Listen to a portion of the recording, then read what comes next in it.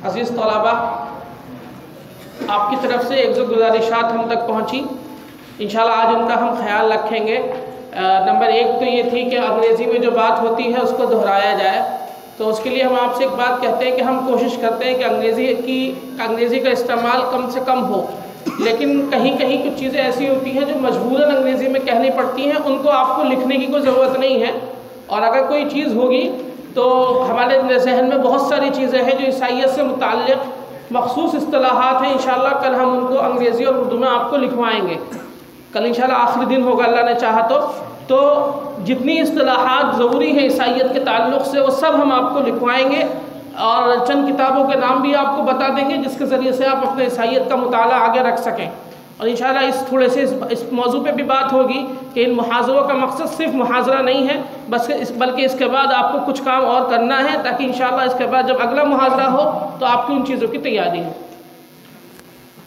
कल हमारी जो गुफ्तगू हो रही थी, अगर आपके जहन में कल वाली चीज़ें हों, ज़्यादातर तलबा कल वाले यहाँ मौजूद हैं। कोई ऐसे तलबा हैं जो आज पहली बार आए हैं? कोई बात नहीं, चलिए वो अपने साथियों से पूछ लीजिएगा, वो आपको बता देंगे। कल जो हमारी गुफ्तगू हो रही थी, अपने सिलसिले गुफ्तगू को दोबारा मजबूत करने के लिए ईसाइयत के अदवार पे हमने थोड़ी सी गुफ्तगू की थी। हज़रत ईसा अलैहिस्सलाम के दुनिया से तशरीफ़ ले जाने के बाद के जो अदवार हैं, जो दौर हैं, उन पे हमने गुफ्तगू की थी। आपकी ज़िंदगी पर गुफ्तगू की, आपके पैगाम पर गुफ्तगू की। आज हम जिन चीज़ों पर गुफ्तगू करेंगे वो जो बकिया अदवार बचे हुए हैं, जो दौर हैं, उन पर बात करेंगे थोड़ी सी। और बाकी ईसाइयत के जो असल अक़ीदे हैं, 4-5 ख़ास अक़ीदे हैं, उन पर बात करेंगे। उनकी इस्तिलाहात, उनके नाम हमने कल कुछ बताए थे, आज भी आपको बता देंगे। जहाँ तक बात आती है हज़रत ईसा अलैहिस्सलाम के बाद के अदवार की, तो हमने कल आपको बताया था कि हज़रत ईसा के बाद उनके जो असल मानने वाले थे वो तौहीदी दावत को लेकर चले और उस तौहीदी दावत के साथ उन्होंने कोई और मिशन नहीं जोड़ा, बल्कि हज़रत मूसा अलैहिस्सलाम की शरीयत को। बाइबल में जब भी अंग्रेज़ी बाइबल अगर आप पढ़ेंगे तो उसमें बार बार एक लफ्ज़ आता है द लॉ। जब भी उसमें द लॉ लफ्ज़ आएगा, THE और उसके बाद लॉ, तो उससे मुराद हमेशा मूसा अलैहिस्सलाम की शरीयत होती है। और हज़रत ईसा अलैहिस्सलाम से एक सवाल किया गया, तो उस सवाल के जवाब में आपने कहा जुमला, थोड़ी सी माज़रत यह है चूँकि मैंने ज़्यादातर मुताला अंग्रेज़ी बाइबल से किया है तो वही मुझे याद है कि हज़रत ईसा अलैहिस्सलाम ने जुमला बोला कि थिंक नॉट। आपको लिखने की ज़रूरत नहीं है, आप सिर्फ समझिए, ये जुमला लिखने की ज़रूरत नहीं है। हज़रत ईसा अलैहिस्सलाम ने फरमाया कि think not that I have come to destroy the law. ये एकदम समझो कि मैं द लॉ को ख़त्म करने आया हूँ, मैं उस शरीयत को ख़त्म करने आया हूँ। और आगे आपने फरमाया, भाई मारिफा है, आप तो अरबी पढ़ते हैं, अगर खाली लॉ होता तो ये नकिरा होता, लेकिन जब इस पर हमने ये लफ्ज़ लगा दिया, गोया कि अलिफ लाम लगा दिया, तो ये मारिफा हो गया। तो जब भी इससे मुराद माहूद ज़हनी समझ लीजिए या इसकी ज़मीन का मलजा समझ लीजिए, तो मूसा अलैहिस्सलाम की शरीयत है जिसको वो तौराह बोलते थे, या अत्तौरा कह लीजिए आप उसको।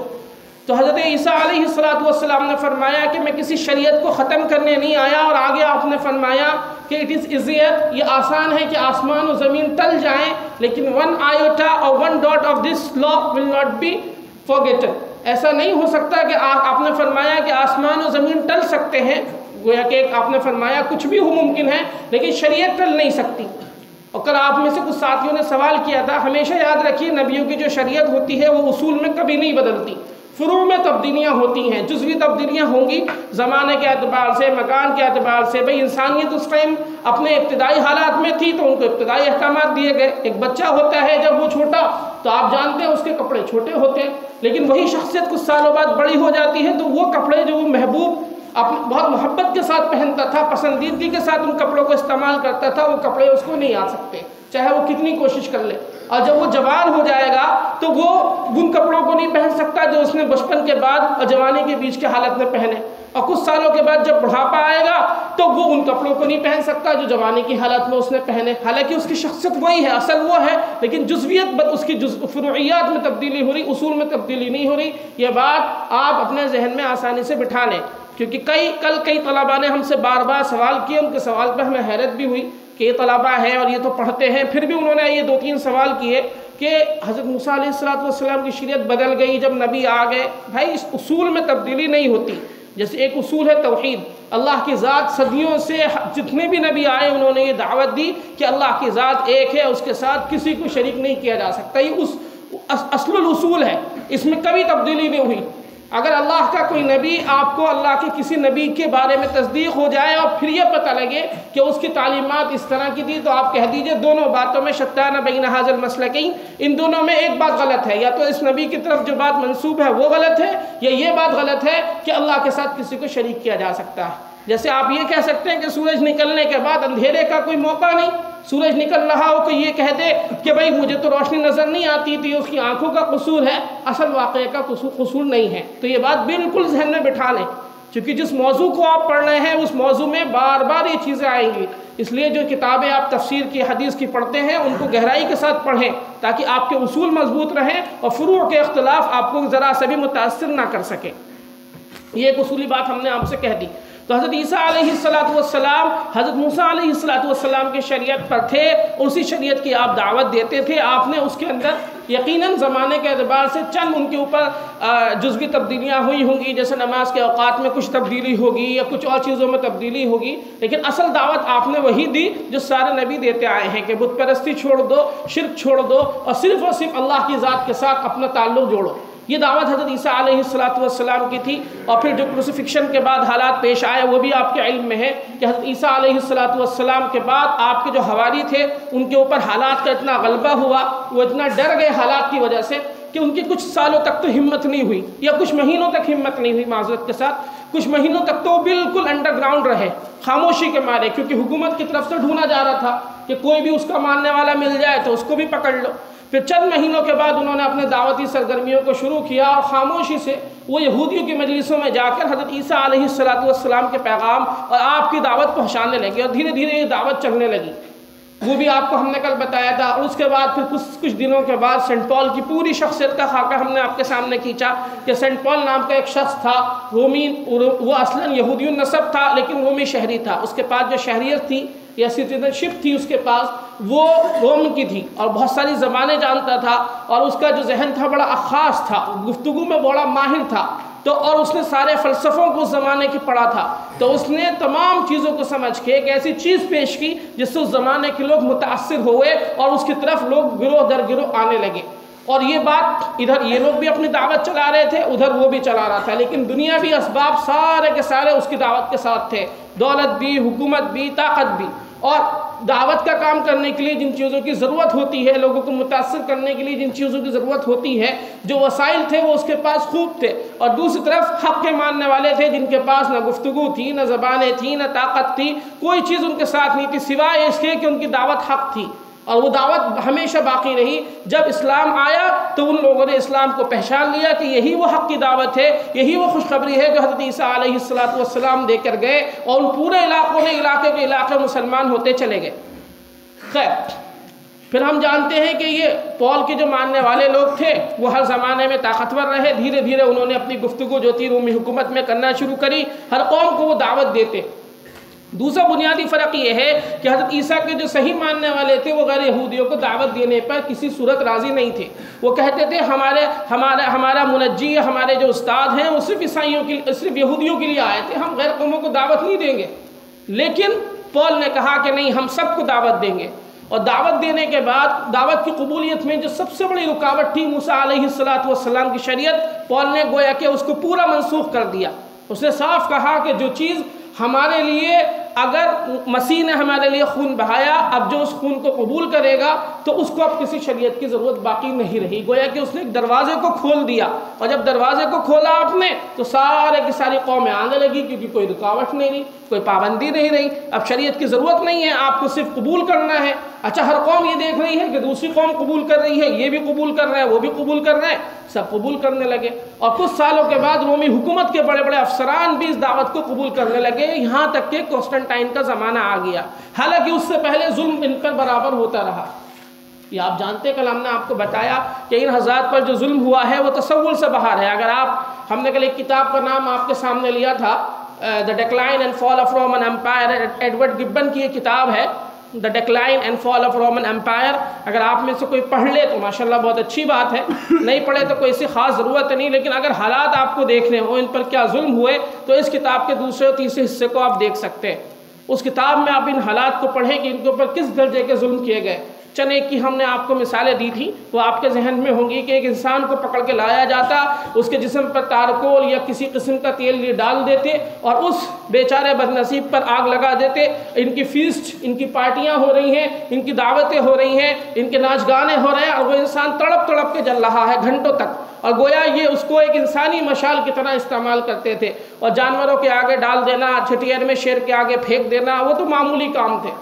तो ऐसे जुल्म इन लोगों पर किए गए कि तसव्वुर से बाहर है, लेकिन दावत साथ साथ में चलती रही। आखिरकार वो हालात सब आ गए। हमने पूरा नक्शा आपके सामने खींचा था कि कॉन्स्टेंटाइन इन सारे हालात को समझ रहा था, देख रहा था और अलग अलग लोगों से मशवरा कर रहा था। ख़ास तौर से वो वाक़या कि उससे अपने लड़के का कत्ल हो गया, तो उसके दिल के अंदर जो एक अलग से एक उसके अंदर महसूस हुआ, गिल्ट महसूस हुआ कि भाई मैंने मुझसे बहुत बड़ी गलती हो गई। और फिर बाद में ये बात खुली कि उसने गलत किया था, उसने अपने लड़के का कत्ल जो किया था, लोगों ने उसको बहका दिया और उसने कत्ल कर दिया। तो अब उसको बड़ी परेशानी हुई। उसने बुत परस्तों से मशवरा किया, जो उसका आबाई मज़हब था, कि भाई मैं क्या करूं। तो बुत परस्तों ने कहा अब तो कुछ नहीं हो सकता, अब तुमने इतना बड़ा गुनाह करा है। उसके मुकाबले एक राहिब, ईसाई राहिब से मुलाकात हुई। उस ईसाई राहिब ने कहा कि हमारे यहाँ एक रास्ता है। उसने कहा क्या रास्ता है? बोले ईसा सूली पर चढ़े हैं, नाउज़ुबिल्लाह मिन ज़ालिक। उनका अक़ीदा है। हम सिर्फ दोहरा रहे हैं, और दोहराना कुफ्र का बाइस नहीं होता, लेकिन आप लोग भी कलीमा पढ़ते रहा करिए, क्योंकि ये बातें सुन के दिल पर असरात होते हैं। तो उसने ये दावत उसके सामने रखी, वो उसकी बात समझ में आई, तो ईसाइयत के लिए उसके दिल में एक गोशा अच्छा सा पैदा हो गया, गर्म गोशा। फिर हालात जो थे सियासी, वो तो उनका तज्जिया कर रहा था, उनको एनालिसिस कर रहा था। जाहिर सी बात है, वो तो एक जनरल था, और एक जनरल उसी तरह सोचता है कि इस तरह मैं अपनी हुकूमत को बाकी रखूं, और उसकी फ़ौजों की उसे ज़रूरत भी थी। वो तमाम हालात ने उसे मजबूर कर दिया कि वो ईसाइयत को अगर कबूल नहीं करे तो कम से कम ईसाइयत को जवाज़ दे दे कि तुम मेरी ममलकत में काम करो। वो ईसाइयत को ईसाइयत होने के नाते पसंद नहीं कर रहा था, वो ईसाइयत के क़ुव्वत की तरह इस्तेमाल कर रहा था कि he can unite his on kingdom, कि वो किसी तरह से बस अपनी हुकूमत को मजबूत कर ले। ये उसका मकसद था, वो उसका मकसद पूरा हुआ। और इस मकसद के लिए ईसाइयत ने जो उसका साथ दिया, उसने इसके बदले में ईसाइयत को सारी मुराद दे दी। गोया कि पूरी हुकूमत, उस ज़माने की रोमी हुकूमत जो थी, सारी की सारी ईसाइयत के हाथ में चलेगी। अब ईसाइयों के पास जब 300 साल के बाद हुकूमत आई है, तो उन्होंने फिर लोगों पर, अपने मुखालिफिन पर, और वो कौंसिल्स का हमने तस्करा किया कि पहली कौंसिल 319 में हुई नीसिया में, उसके बाद 381 में कॉन्स्टेंटाइन में एक और दूसरी कौंसिल हुई।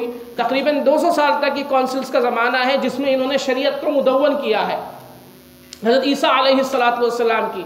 लेकिन कौंसिल में भी गलबा किसका रहा? पहली कौंसिल तक तो आर्यूस आया, उसको फिर उस कौंसिल से इन्होंने एक्सकम्युनिकेट कर दिया, यानी कि गोया के उसे एक तरह की बिरादरी से बाहर कर दिया।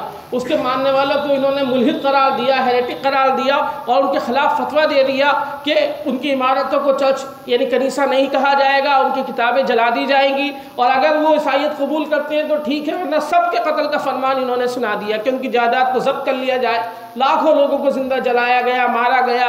जो बच सके उन्होंने इनकी बात को कबूल कर लिया, और पर उसको इन्होंने जहर दिया, और उसकी मौत बड़ी खुफिया सूरत से हुई। लेकिन उसके मानने वाले कभी ख़त्म नहीं हुए, और आज तक दुनिया में उसके मानने वाले ईसाई दुनिया में मौजूद हैं, जो अपने आप को यूनिटेरियन बोलते हैं। ये सारा जो ईसाइयों की मेजॉरिटी है, यानी ईसाइयों की जो अक्सरियत है, वो अपने आप को ट्रिनिटेरियन बोलती है, यानी तस्लीस के मानने वाले। और वो जो लोग हैं जो बड़े मुख्तसर हैं, वो यूनिटेरियन बोलते हैं, तौहीद को मानने वाले। लेकिन गलबा ईसाइयत में उन्हीं का है जो 3 को मानने वाले। तकरीबन आप ऐसा माने तो 97-98% ईसाइयत में वो लोग हैं। उन तीनों फ़िरक़ों को मिलाकर, चाहे वो कैथोलिक हो, चाहे वो ऑर्थोडॉक्स हो, चाहे वो आप प्रोटेस्टेंट्स की बात कर लें, तीनों कलीसा मिल के भी वो इन तीनों अक़ीदों को मानते हैं। लेकिन सबसे ज़्यादा जो है वो कैथोलिक लोग हैं, जो इन सारे खुराफाती अक़ीदों को मानते हैं, बल्कि शद्दुमत के साथ मानते हैं। तो ईसाइयत की तारीख़ी थोड़ी सी बात थी। उसके बाद वो ज़माना शुरू हुआ जब पहली कौंसिल में ईसाइयत ने अपने तमाम चीज़ों को मुदव्वन कर लिया, अपने अक़ीदे को मुदव्वन कर लिया, तो उस अक़ीदे का नाम इन्होंने द क्रीड ऑफ एथेनेसियन रखा, या एथेनेसियन क्रीडियस उन्होंने उसका लातीनी में नाम रखा।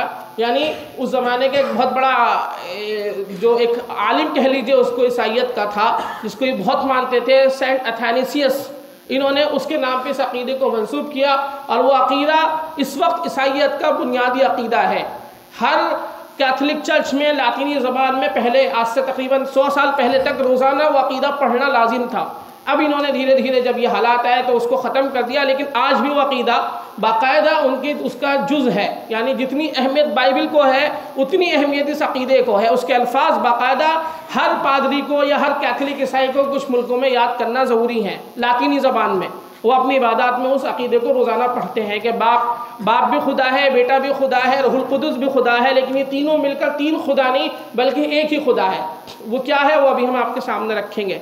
उसके बाद का जो दौर आया, अब ईसाइयत के पास पूरी ताकत थी, ईसाइयत ने ज़बरदस्त तबलीगी मिशन अपने भेजने शुरू करे, क्योंकि हुकूमत की सारी दौलत साथ में थी, हुकूमत की पूरी फ़ौज साथ में थी। तो पूरा का पूरा जो आपका शुमाली अफ्रीका के ममालिक हैं, अरब का कुछ हिस्सा ले लीजिए, सीरिया ले लीजिए, इराक़ ले लीजिए, एशिया माइनर ले लीजिए, ऊपर तुर्की में आप चले जाइए, रोम में चले जाइए, और यूरोप के कुछ ममालिक उस वक्त के यूरोप में, क्योंकि उस वक्त तक यूरोप के अंदर तमद्दुन नाम की कोई चीज़ नहीं थी, हर जगह कबाइल रहते थे, जंगली कबाइल, चाहे वो गॉड कबाइल हो, गौथम हो, सैक्सन हो, एंग्लो हो, और जो दीगर कबाइल रहते थे, जर्मनिक या फ्रांसिस कबाइल, वो सारे के सारे उन कबीलों में इन्होंने जाकर ईसाइयत की तबलीग करना शुरू करी।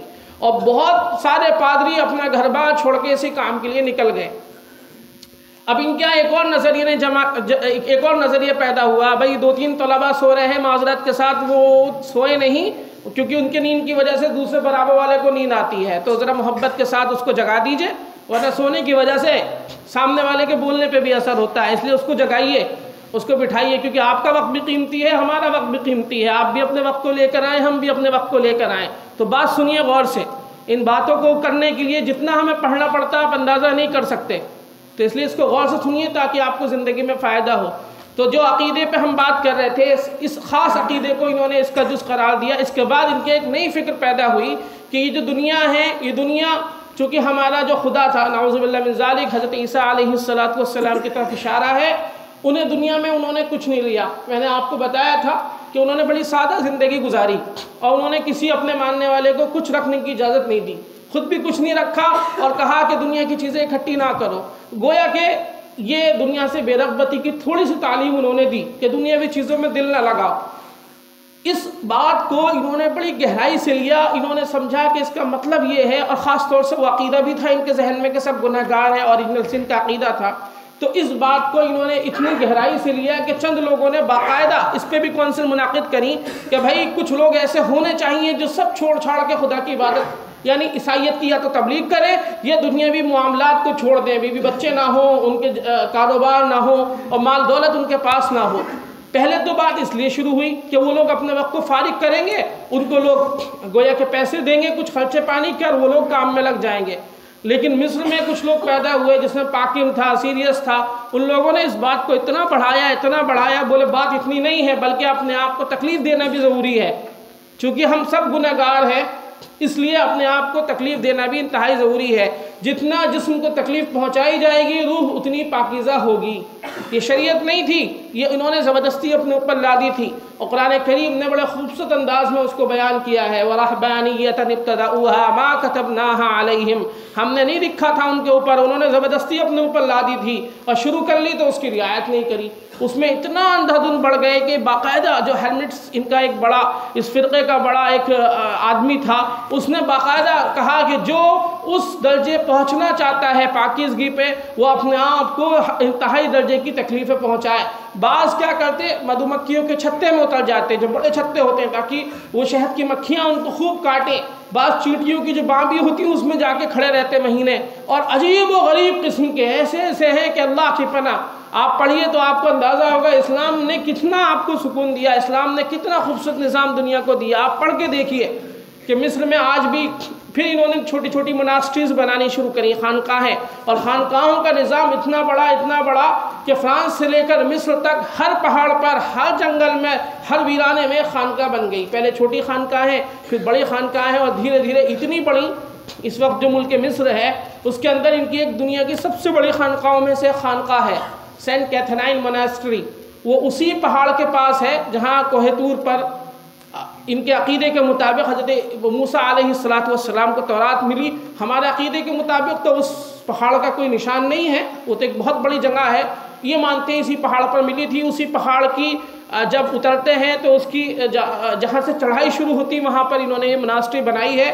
उसमें किसी मुसलमान के दाखिले की आम तौर से इजाज़त नहीं होती। बहुत बड़ी खानका है सेंट कैथरीन मनास्ट्री, उसमें बाइबिल के बड़े कदीम नुस्खे इस वक्त मौजूद हैं, लेकिन आम तौर से वहाँ किसी की रसाई नहीं होती। ये मैंने आपसे एक तज़किरतन एक बात कह दी। इसके अलावा ये निज़ाम इनके यहाँ इतना बढ़ा कि हज़ारों लोग अपने घर बार को छोड़कर उन खानकाहों में जाके चले गए और एक नई इबादत शुरू हो गई कि आवाम अब उनको देखने आने लगे, उनके ऊपर नज़रें चढ़ाने लगे और चर्च की आमदनी उससे भी बढ़ने लगी। तो एक नज़रिया इनके यहाँ ये पैदा हुआ और वो दौर इतना ख़तरनाक था कि ना कोई पढ़ाई ना कोई लिखाई और कोई काम नहीं, बस सिर्फ ईसाइयत की तबलीग या फिर ग़ुलामी करते रहो। तो ये जो दौर था इनका, पहला दौर हज़रत ईसा के इंतकाल से लेकर तकरीबन 300 साल से लेकर और 200 साल आप और ऐड कर लीजिए, ये सब मिला के तकरीबन शुरू के जो 500 साल बैठते हैं इस वक्त को ये एज ऑफ डार्कनेस बोलते हैं। कुरून मुस्लिमा आप कह दीजिए इनको, या अंधेरा दौर कह दीजिए, क्योंकि इस दौर के अंदर सिर्फ ये काम इनके यहाँ हो रहे थे। उसके बाद एक पोप इनके यहाँ पैदा हुआ, यानी एक शख्स पैदा हुआ जो बाद में पापा बना, कैथोलिक ईसाइयों का सबसे बड़ा मजहबी पेशवा ग्रेगरी द फर्स्ट, उसका नाम ग्रेगरी था। उसने चर्च के अंदर बहुत सारी रस्मों को जारी किया और ख़ास तौर से उसने इस रस्म को, ये जो रहबानियत वाला काम था, उसने बाकायदा कहा कि नहीं अभी ये काफ़ी नहीं है, इसके भी उसूल ज़वाबित होने चाहिए। और उसने हज़ारों लोगों से कहा कि अब जो इस काम में जाएगा ना वो शादी करेगा ना उसका कोई कारोबार होगा, वो अपने आप को पूरी ज़िंदगी के लिए वफ़ कर देगा सिर्फ तबलीग के लिए। तो उसकी इन बातों के बाद, और वो इंतहाई सख्त और मुतशद्दिद आदमी था, उसे गैर ईसाइयों से इंतहाई नफ़रत थी।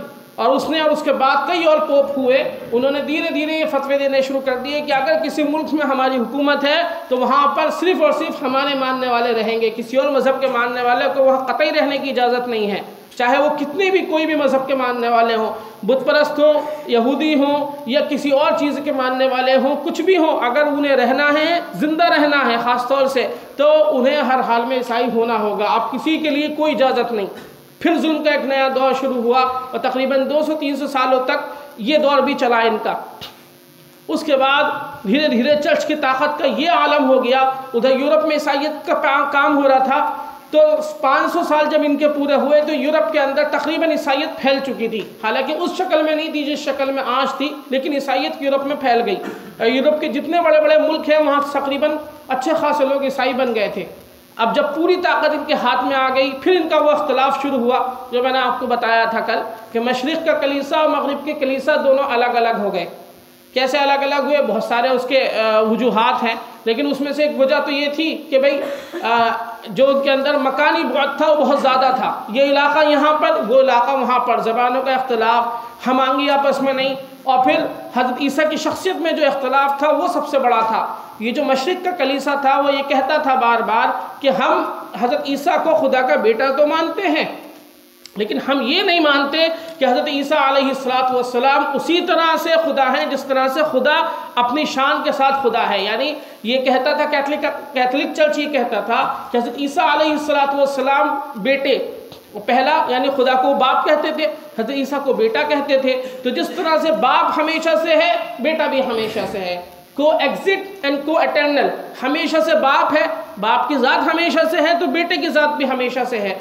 और जो तीसरा हिस्सा था रूहुल कुदुस वाला, वो बाप और बेटे दोनों से बराबर निकली है। गोया कि हज़रत ईसा और नाउज़ु बिल्लाह अल्लाह में कोई फ़र्क नहीं है, बाल बराबर। और ये जो ऑर्थोडॉक्स चर्च था ये कहता था नहीं, सारी बातें सही हैं लेकिन वो बाप के बराबर नहीं, बाप से थोड़ा सा नीचे हैं, उन्हें किसी हद तक बाप से माना। और एक वक्त था कि वो नहीं थे, वो पैदा किए गए बाप के हुक्म से, एक काम के लिए दुनिया में भेजे गए, उसके बाद अपने काम को वापस करके बाप के पास वापस चले गए।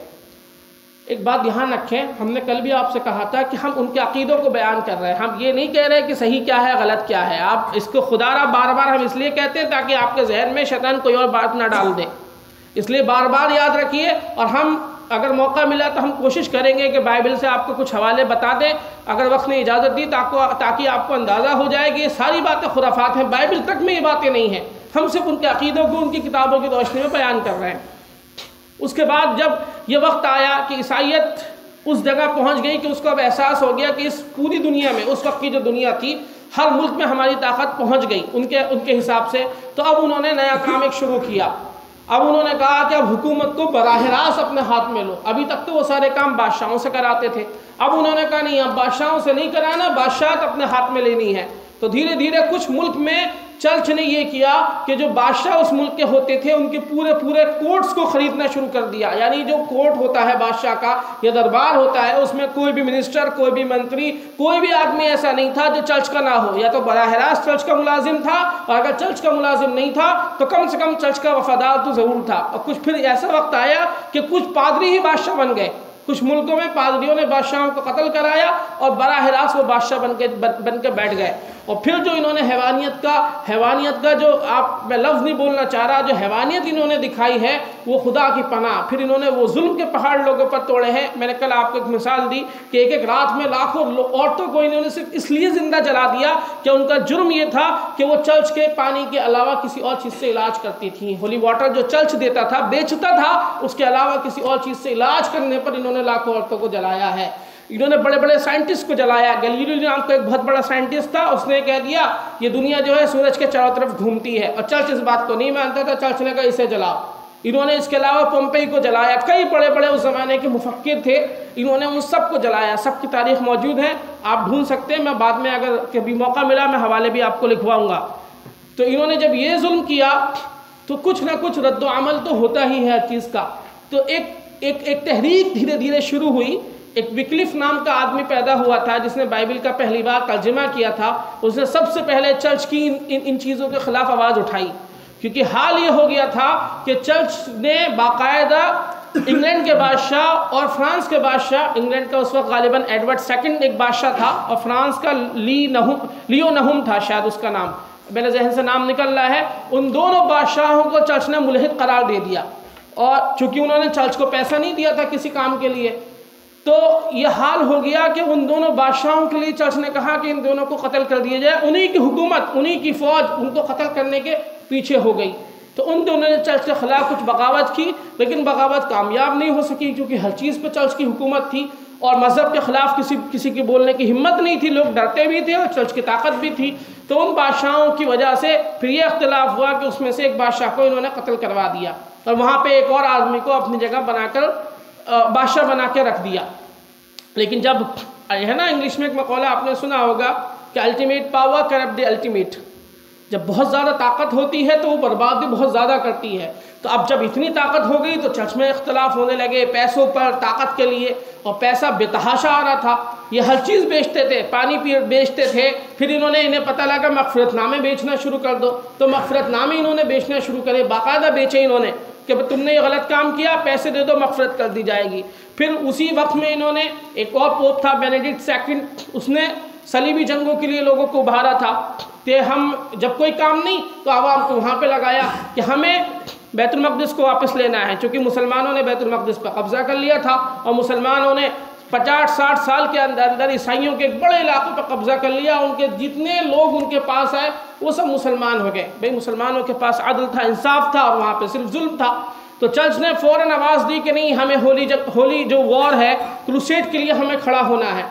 तो हज़ार लोग, मैंने आपको बताया था, वो जो बहुत सारे राहिब थे वो अपने आप को वहाँ पर पिटते थे, मारते थे। खानकाहों में एक बहुत बड़ी तादाद थी जो बिल्कुल खाली थी, उस पर कोई काम तो था नहीं। तो उन्होंने कहा चलो यही काम कर लें। चर्च ने एक बाकायदा माफ़ीनामा जारी किया, तुमने कितना भी बड़ा गुनाह किया है, अगर जो आदमी क्रूसेड में गया उसकी इस दुनिया में माफ़ी और आखिरत का माफ़ी का जिम्मा हम लेते हैं।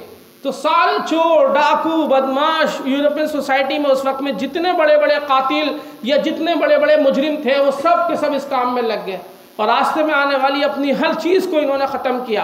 और अल्लाह की तरफ से निज़ाम ना होता तो शुरू में तो मुसलमानों को जाहिर सी बात है शिकस्त हुई, मुसलमानों का अंदाज़ा भी नहीं था ये हमला कर देंगे, और इन्होंने बैतुल मक़दिस पर कब्ज़ा कर लिया। और वो जो मुसलमानों पर जुल्म किया है, आप हो सकता है आप में से कुछ किताबों को आपने पढ़ा हो। अल्लाह रब्बुल इज़्ज़त ने नूरुद्दीन ज़ंगी को खड़ा किया, उसके बाद सुल्तान सलाहुद्दीन अय्यूबी को खड़ा किया। उन्होंने इनको ऐसी शिकस्त दी कि आज भी ये लोग हित्तीन की हार को भूलते नहीं हैं। हित्तीन की हार को आज तक ईसाई क्रूसेडर भूलते नहीं है। ख़ासतौर से फ्रांस के ईसाई तो खुलेआम कहते कि हम एक दिन हित्तीन का बदला लेकर रहेंगे। सुल्तान सलाहुद्दीन की क़ब्र पे लोग पहुँचे थे। जब इज़राइल को कायम किया गया तो सुल्तान सलाहुद्दीन अय्यूबी की क़ब्र पर खड़े होकर एक ईसाई जनरल ने कहा था, देखो सलाहुद्दीन, हम आ गए, हम 900 साल के बाद वापस आए, लेकिन हम आ गए, 700 साल के बाद वापस आए हैं और तुम खड़े होकर नहीं देख सकते, हमने तुमसे तुम्हारा मुल्क वापस लिया। तो आप सोचिए कि क्या हाल है उनके दिलों का, कितना वो देखने में जितने आपको लगते हैं ना कि दुनिया से बिल्कुल बेरग़बत हैं, दुनिया में लगे रहते हैं और गंदगियों में मुलव्विस हैं, सब कुछ है, लेकिन उनके दिलों के अंदर आज भी वो नफ़रतें उसी तरह से भरी हुई हैं। आप अंदाज़ा नहीं कर सकते उन चीज़ों का जब तक आप उसको जानेंगे नहीं। खैर, तो उसके बाद ये सब कुछ हो रहा था और वो जंगे, तो इनका एक रद्द-ओ-अमल हुआ। वो रद्द-ओ-अमल ये था कि कुछ लोग खड़े हुए, उन्होंने कहा कि चर्च ने हद कर दी है, ये खुदाई दावत नहीं है, ये कुछ और बन गया, और हकीकत में मज़हब बचा नहीं था, मज़हब कुछ और बन गया था। तो उन लोगों ने मुखालिफत शुरू की, जैसे सबसे पहले विक्लिफ खड़ा हुआ, उसके बाद जॉन कॉल्विन खड़े हुए और बहुत सारे लोग धीरे धीरे अलग अलग मुल्कों में खड़े होने लगे। उनकी मुखालिफत से कुछ लोगों की बात समझ में आई, लेकिन चर्च ने उसमें से अक्सर लोगों को शहीद कर दिया। भाई कई जो तलबा हैं वो मोबाइल चला रहे हैं, तो मोबाइल चलाने वाले लोग तलबा से दरख्वास्त है कि वो अपना मोबाइल रख दें, बात सुन लें या कोई और काम कर लें। तो चर्च ने उसमें से अक्सर लोगों को ख़त्म कर दिया, उनकी जायदादों को छीना, उनकी किताबों को जलाया, उनके नाम तक तारीख से मिटा दिए। लेकिन जुल्म की एक हद होती है।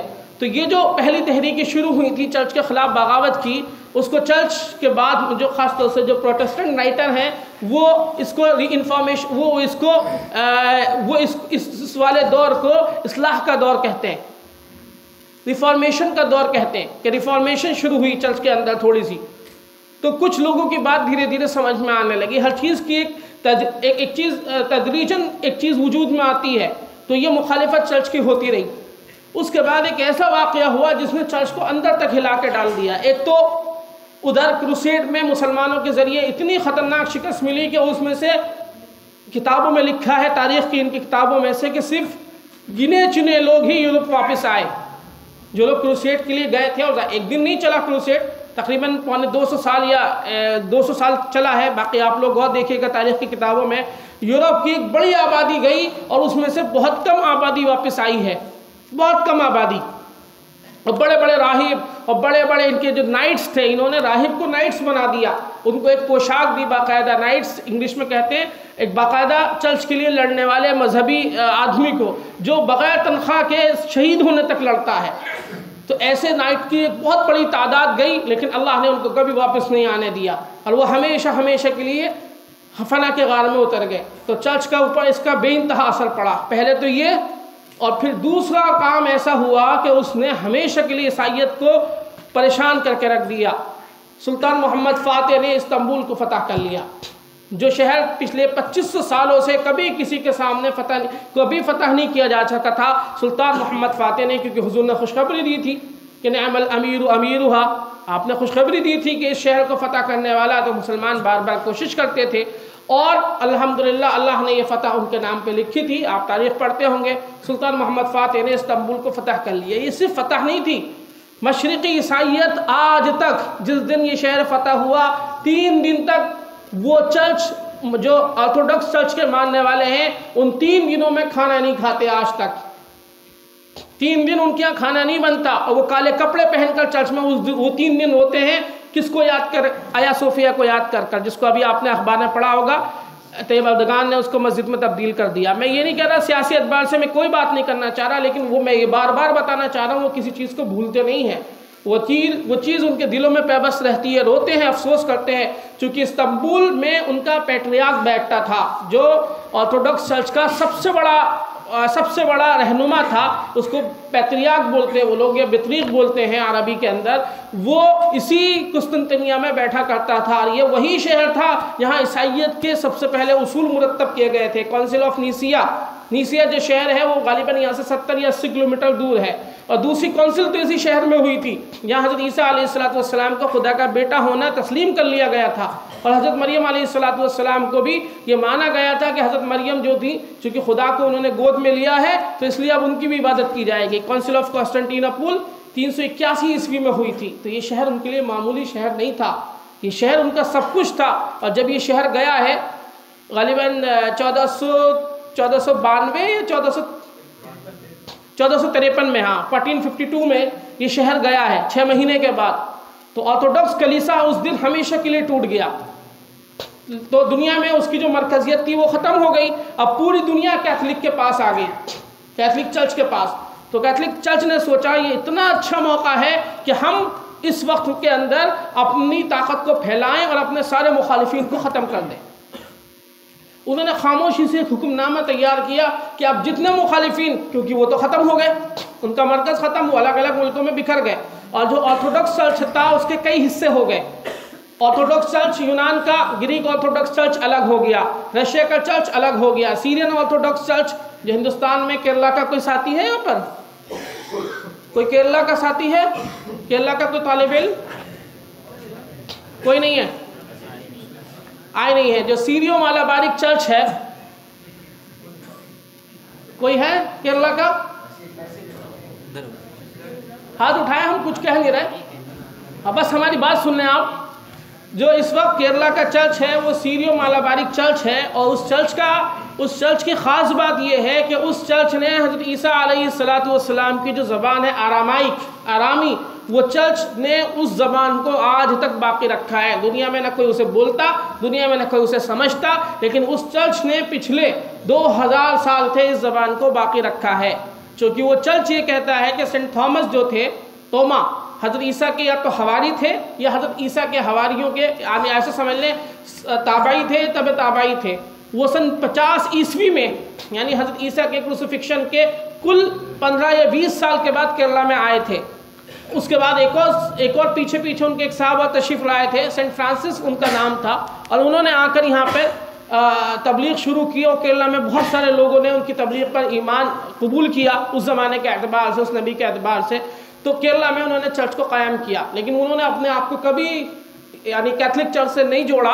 ये चीज़ें इसलिए बताई जा रही हैं ताकि आपको मालूम हो कि जिससे आप गुफ्तगू करने वाले हैं वो क्या है। तो वो अपने आप को बारथोमा चर्च, तो केरला वाले तो यहाँ है नहीं, आपने कभी नाम सुना केरला में बारथोमा चर्च? बारथोमा, ये वही बार के माने आरामी में होते हैं, बार के माने बेटा। तो गोया कि वो अपने आप को आज भी थॉमस का बेटा कहते हैं, और अपने चर्च को उन्होंने बाकी रखा है। अब वक्त नहीं है, वरना मैं आपको इब्रानी में उनकी जो इब्रानी नहीं आरामी में जो एक इबारत है, इनकी एक ख़ास दुआ है जिसे ये लॉर्ड्स प्रेयर बोलते हैं। हर ईसाई को वो सूरह फातिहा की तरह याद होती है। वो ये है कि हमारे बाप जो आसमान में है, तेरा नाम मुबारक है और तेरी हुकूमत आए और ज़मीन पर जैसे तेरी हुकूमत है। मौलाना अब्दुल माजिद दरियाबादी साहब ने इसका बड़ा खूबसूरत तकाबुल किया है सूरह फातिहा के साथ, आप पढ़िएगा तो दोनों के अंदर दिखाया है कि हमारी सूरह फातिहा में कितनी वुसात है और उनकी जो लॉर्ड्स प्रेयर है उसके अंदर कितने कम माना है, वो आप देखिएगा। तो बारथोमा चर्च, वो चर्च आज भी अपनी इबादत जो है हज़रत ईसा की ज़बान में करता है। दुनिया का अकेला चर्च है जिसने आरामी को बाकी रखा है। सीरिया का एक चर्च और था, लेकिन वो गालिबन अब तबाह हो गया जंग के बाद। तो वो चर्च आरामी को, यानी हज़रत ईसा की जो अपनी ज़बान है उसको वो इस्तेमाल करता है। यहाँ तक बात आपकी समझ में आ गई? खैर, हमारी बात हो रही थी ऑर्थोडॉक्स चर्च के अलग होने पर। रूस का जो चर्च है, रशियन ऑर्थोडॉक्स चर्च, वो अलग हुआ, इराक का चर्च अलग हुआ, और मिस्र का जो कॉप्टिक चर्च है, किप्ती ईसाई जो चर्च है, वो चर्च पूरा का पूरा उनसे अलग हो गया। ये सारे चर्च जो हैं ये ऑर्थोडॉक्स चर्च हैं। ये सारे चर्च ये कैथलिक चर्च नहीं है। कैथलिक चर्च वही हैं जिनके ये सारे स्कूल होते हैं। कल एक दोस्त पूछ रहे थे हमसे कि सेंट मैरी स्कूल वाले कैथलिक होते हैं जिनकी वो औरतें बड़ा जुब्बा पहनती हैं, इनके पादरी जो हैं। सेंट मैरी स्कूल जो है वो कैथलिक लोगों के पास है। वो खैर इनके जो कामों की अगर हम बात करें, इनके काम क्या क्या हैं तो बड़ी लंबी तफसील है, उसके लिए तो कई दिन चाहिए। इनके स्कूल, इनके शिफा खाने, इनके तबलीग का तरीक़ा, वो इंशाल्लाह कभी और हम मौजू पे बात करेंगे। अभी इनके ऊपर बात कर रहे हैं। अब आप वापस चलिए उसी दौर की तरफ कि यूरोप में चर्च ने कोशिश कर ली, ये निज़ाम बना लिया कि अब सबको ख़त्म करना है। लेकिन उसी दौर में अब जब इन्होंने आखिरी कोशिश करी तो लेकिन वो कभी कभी ऐसा होता है ना, आप किसी चीज़ को बहुत ज़्यादा मरोड़ते हैं तो चीज़ टूट जाती है। तो चर्च के जो मुखालिफिन थे, जो पिछले 700 सालों से चर्च का जुल्म सह रहे थे, अब उन्होंने एक चीज़ की नियत कर ली कि नहीं, अब नहीं तो कभी नहीं, अब इसकी मुखालिफत पे खड़े हो जाओ। तो सबसे पहले मार्टिन लूथर किंग जर्मनी में खड़ा हुआ और उसने चर्च की खुलेआम मुखालिफत करी और उसने साफ साफ कह दिया कि देखो, नंबर 1, बाइबल की तफसीर का तर्जुमे का हक हर किसी को लिए हासिल है। ऐसा नहीं कि बाइबल सिर्फ इब्रानी में होगी या लैटिन में होगी, कोई आम आदमी उसको पढ़ नहीं सकता। उससे पहले चर्च ने क्या किया था, चर्च इसके तर्जुमे नहीं होने देता था। ओल्ड टेस्टामेंट जो था वो इब्रानी में और न्यू टेस्टामेंट जो था वो लैटिन में या ग्रीक में। अब लैटिन ग्रीक तो पढ़े लोगों की ज़बान थी, आम ज़बानें तो नहीं थी, तो उसने इसका जर्मन में गुटेनबर्ग में पहला तर्जुमा किया उसने, और उसके बाद उसकी बात जो थी वो यहीं तक नहीं रुकी। और बराबर में एक मुल्क था स्विट्ज़रलैंड, वहाँ पर एक आदमी पैदा हुआ स्विलिंग, उसने बात करना शुरू करी। फिर जॉन कैल्विन पैदा हुआ और उनकी बात ये फैलती चली गई और लोगों ने चर्च की खुलेआम मुखालिफत करना शुरू कर दी, और ये फ़िरका प्रोटेस्टेंट कहलाया। ये इनका तीसरा बड़ा फ़िरका है प्रोटेस्टेंट। एक तहरीक तो हमने रिफॉर्मेशन की बता दी, अब ये दूसरी तहरीक थी। उसी रिफॉर्मेशन की तहरीक की इंतहा ये थी कि प्रोटेस्टेंट्स वजूद में आ गए और फिर इनकी बात लोगों को धीरे धीरे फैलनी शुरू हुई। और सबसे पहले इंग्लैंड का चर्च जो था वो अलग हुआ कैथलिक चर्च से। उनके बादशाह ने कह दिया आज से हम चर्च की नहीं मानेंगे। चर्च ने उन्हें धमकी भी दी कि हम तुम्हारी मुखालिफत करेंगे, और फ्रांस ने उन पर हमला कराया। 30 साल तक जंग चली, दोनों तरफ से बहुत नुकसान हुआ, लेकिन इंग्लैंड वाले नहीं माने कि हम चर्च की नहीं मानेंगे। उसने बहुत सारी इस्तिलाहात की, उसने बाइबल के बहुत सारी किताबों को कह दिया ये जाली हैं, एपोक्राइफल बुक्स, यानी ये जाली किताबें हैं, ये किताबें मानी नहीं जा सकती कि खुदाई हैं, ये इल्हामी किताबें। इंशाल्लाह कल हम बाइबल पे बात करेंगे, या आज मौका मिल गया तो थोड़ी सी बात आज कर लेंगे। तो एपोक्राइफल जो किताबें बाद में बाइबल में जोड़ दी गई। और आपको मैं एक मज़े की बात बताऊं, ये एक दो जुमलों की बात नहीं, 12 13 किताबों का फ़र्क है। जो कैथलिक बाइबल है उसके अंदर इतनी किताबें हैं, और जो प्रोटेस्टेंट बाइबल है उसके अंदर तकरीबन 9 किताबों का फ़र्क है। और अब तो बहुत ये हाल हो गया कि आप सोच भी नहीं सकते। जुमले तो छोड़ दीजिए, बात तो छोड़ दीजिए, पूरी पूरी किताबें एक दूसरे के फ़िरक़ों में गायब है। उसने कहा ये सब झूठ है। उसके बाद उन्होंने ईसाईयत की बहुत सारी रस्मों को भी मानने से इनकार कर दिया जो चर्च में होती थी, ख़ासतौर से बपतिस्मा की रस्म। उन्होंने कहा ये अलामाती तौर से अदा कर ली जाए। वो जो पानी में डुबोते थे उसके मुकाबले उन्होंने कहा नहीं, पानी छिड़क के इस रस्म को ख़त्म कर दो। उसके बाद सिर्फ एक रस्म को बाकी उन्होंने आखिर में बाकी रखा, उसको अहमियत दी। वो रस्म ये थी कि जो हमने कल आपको बताया था कि ईसा अलैहिस्सलाम ने अपने आखिरी वक्त में खाना खाया था, जिसे ये लास्ट सपर बोलते हैं, या लॉर्ड सपर भी बोलते हैं। खुदा का खाना या लास्ट सपर, आखिरी खाना, जो सबसे आखिरी खाना खाया है 12 शागिर्दों के साथ। वो बड़े बड़े ईसाई चर्च में अगर आप कभी जाएंगे तो आप देखेंगे हज़रत ईसा अलैहिस्सलाम बीच में बैठे हैं और टेबल पर 12 लोग उनके साथ बैठे हुए हैं। और उस पर लियोनार्डो दा विंची, यूरोप का एक बहुत बड़ा पेंटर था, उसने किताब भी लिखी थी द लास्ट सपर के नाम से। उसकी दुनिया की सबसे कीमती जो पेंटिंग है वो लास्ट सपर है। मिलियंस ऑफ डॉलर्स में बिकती है वो पेंटिंग, और बल्कि अब तो चोरी हुई है, मिली नहीं बहुत सालों से।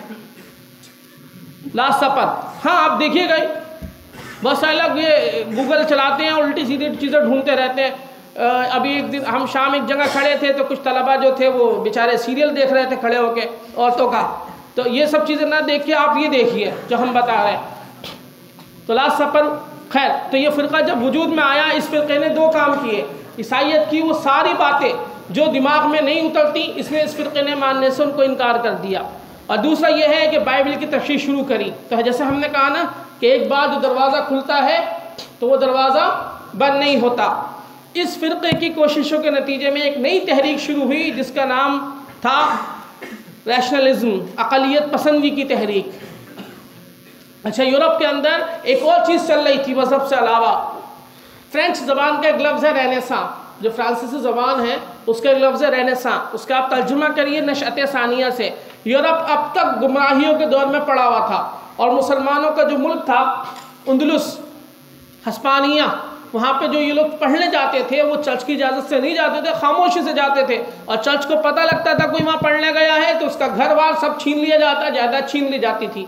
अब उस मुल्क का हाल ये हुआ कि तकदीर की सितम ज़रीफ़ी कहिए कि वो पूरा मुल्क मुसलमानों के हाथ से निकल गया। आइबेरिया तक के मैदान मुसलमानों से छिन गए, वरना मुसलमानों की हुकूमत पूरे स्पेन पर और फ्रांस में गाल के मैदानों तक और पुर्तगाल तक थी। वो सब कुछ मुसलमानों के हाथ से निकल गया। आपको पता है, गन्नाता के ज़वाल आपने पढ़ा होगा, सारी चीज़ें पता होंगी। और अगर आप एक किताब पढ़ना चाहें तो वाशिंगटन इरविन की बड़ी खूबसूरत किताब है, वो आप देखिएगा, द हिस्ट्री ऑफ गन्नाता या ग्रेंडा। तो बड़ी अच्छी किताब है, उसने बहुत सारी चीज़ें काम की उसमें लिखी हैं। तो मुसलमानों के हाथ से जब ये मुल्क निकला तो वहाँ के जो बहुत सारे ईसाई स्कॉलर थे वो भी यहाँ पर आ गए, तो अब उन्होंने एक मिशन शुरू किया कि हर चीज़ को असर नौ देखा जाए। चूँकि वो तहरीक कामयाब हो रही थी प्रोटेस्टेंट की, तो ये तहरीक भी वजूद में आई रेनेसां की। और इस तहरीक के साथ साथ दसियों लोग ऐसे पैदा हुए जो मुल्हिद थे, हकीकी मुल्हिद थे। और चूँकि ईसाइयत के जुल्म से वो दबे हुए थे, 700 सालों के ईसाइयत का जो चर्च का जुल्म था उनकी आंखों के सामने था। उस जुल्म का रद्द अमल ये हुआ कि उन्होंने ईसाइयत के ऊपर वो तनकीद करना शुरू करी, बाइबल के एक एक हिस्से को, एक एक जुमले को अपनी अकल की कसौटी पर परखना शुरू किया और पूरी ईसाइयत की धज्जियाँ उड़ा दी। और ऐसे ऐसे लोग पैदा हुए कि उन्होंने पूरी ईसाइयत को, चूँकि एक जुल्म उन्होंने किया था, अब इनका मौका आया, तो अब आखिर में आके इन्होंने साफ कह दिया कि चर्च का अब कोई मतलब नहीं है कि वो माशरे में रहे। चर्च का काम ये है वो चर्च के अंदर चला जाए। और एक चीज़ और हम बता दें, जब हम लफ्ज़ चर्च बोलते हैं तो चर्च से मुराद एक बिल्डिंग नहीं होती। जब भी हम ईसाइयत पर गुफ्तगू करेंगे या आप किसी किताब को पढ़ेंगे, उसमें जब भी लफ्ज़ चर्च आएगा तो उससे मुराद बिल्डिंग नहीं होती कि जिसके अंदर इबादत होती हो। वो एक इसका जुज़वी माना है। इसके हकीकी माना, इसके पूरे मुकम्मल माना ये है, चर्च से मुराद ईसाइयत का वो इदारा है जो इदारा पूरी ईसाइयत को चलाता है। यानी उसके अंदर पोप हैं, उसके अंदर बिशप हैं, गोया कि एक पूरी मजहबी तंजीम का नाम चर्च है। जैसे जमात है, जमात के क्या माने होते हैं? आप बोलते हैं जमात हो गई, तो जमात से मुराद सिर्फ ये वाली जमात नहीं जो असर और इशा और मगरिब। जमात से मुराद क्या चीज़ है? पूरी एक तंजीम है। तंजीम से मुराद, अब मसला ये है ना कि हमारे अल्फाज तो मुश्तरक है, माना अलग अलग है। पूरी अहले सुन्नत वल जमात गोया कि आप समझ लीजिए आसान लफ्ज़ों में, तकाबुल नहीं, सिर्फ तफहीम के लिए मैं आपसे कह रहा हूँ। तो जब चर्च आप बोलेंगे तो चर्च से मुराद सिर्फ एक इमारत नहीं होती, चर्च से मुराद उनका पूरा मजहबी निज़ाम है। बल्कि निज़ाम लफ्ज़ ज़्यादा सही है, उनका एक पूरा मजहबी निज़ाम है। तो चूँकि वो स्टेट पर भी काबू करा हुआ था, हुकूमत पर भी, अब जब इन लोगों के हाथ में हल्की हल्की हुकूमत आना शुरू हुई तो अब इन्होंने बदले निकाले। इन्होंने चर्च के पूरे निज़ाम को ख़त्म कर दिया। इन्होंने चर्च की दौलत का हिसाब लिया, चर्च से सारा सोना निकाल कर इन्होंने आवाम के लिए खर्च करा। तो यूरोप के अंदर जो यूनिवर्सिटियाँ बनी, यूरोप के अंदर जो कारखाने बने, वो सब उसी पैसे से बने जो चर्च सदियों से इकट्ठा कर रहा था, जिसकी तरफ कुरान ने इशारा किया है। बताइए क्या कहा कुरान ने? वल्लज़ीना यक्निज़ूना ज़हब वल फ़िज़्ज़ा। ये कोई सिर्फ कुरान की ताबीरी तशरीह नहीं है, ये हकीकी बात है कि इन्होंने सोने के अंबार खड़े किए हुए थे। और यूरोप के अंदर जो बैंकिंग का निज़ाम वजूद में आया वो चर्च के इशारे पर यहूदियों ने खड़ा किया था, क्योंकि चर्च के पास सोना था, गोल्ड, और गोल्ड को पहली बार मार्केट में ये लोग लेकर आए थे। लेकिन अब जब ये रेनेसां वाले लोग आए हैं, ये सब मुल्हिद थे। चूँकि मुल्हिद क्यों हुए? चूँकि चर्च से इंतहाई नफरत थी इनको चर्च की नफरत इनको मज़हब की नफरत तक ले गई। और जो नेचरिस्ट पैदा हुए कि नेचर असल है, मज़हब असल नहीं है, वो सब इन्हीं लोगों की वजह से था। चूँकि ये जुल्म कर रहे थे, उसका नतीजा ये हुआ कि जब इनकी हुकूमत आई, उन्होंने कहा मज़हब नाम की चीज़ को ख़त्म कर दिया जाए। और दुनिया के अंदर जितने भी फ़लसफ़े उसके बाद पैदा हुए हैं, कार्ल मार्क्स का फ़लसफ़ा हो, सोशलिज़म का फ़लसफ़ा हो, ये सारे फ़लसफ़े, इल्हाद वाले फ़लसफ़े, ये सब उसी जुल्म की वजह से थे जो चर्च ने 700-800 सालों तक लोगों पर किए थे। उन्होंने पूरा का पूरा निज़ाम अब बदल के रख दिया। पूरे यूरोप में लोग जाग गए, उनको पता लगा अब छुट्टी मिल गई मज़हब से, अब सारी सलाहियतें अपनी साइंस पर लगा दो। तो उन्होंने साइंस पर सलाहियतें लगाई। और यूरोप में ख़ास तौर से स्पेनिश, पुर्तगाली यानी पोर्चुगीज़, ये दो कौमें सबसे पहले यूरोप से निकली। चूँकि इनके मुल्क छोटे छोटे थे, इन्होंने जहाज़ बनाए और नई दुनिया ढूंढने के लिए निकल गए, हिंदुस्तान को, ख़ास तौर से हिंदुस्तान को ढूंढने के लिए।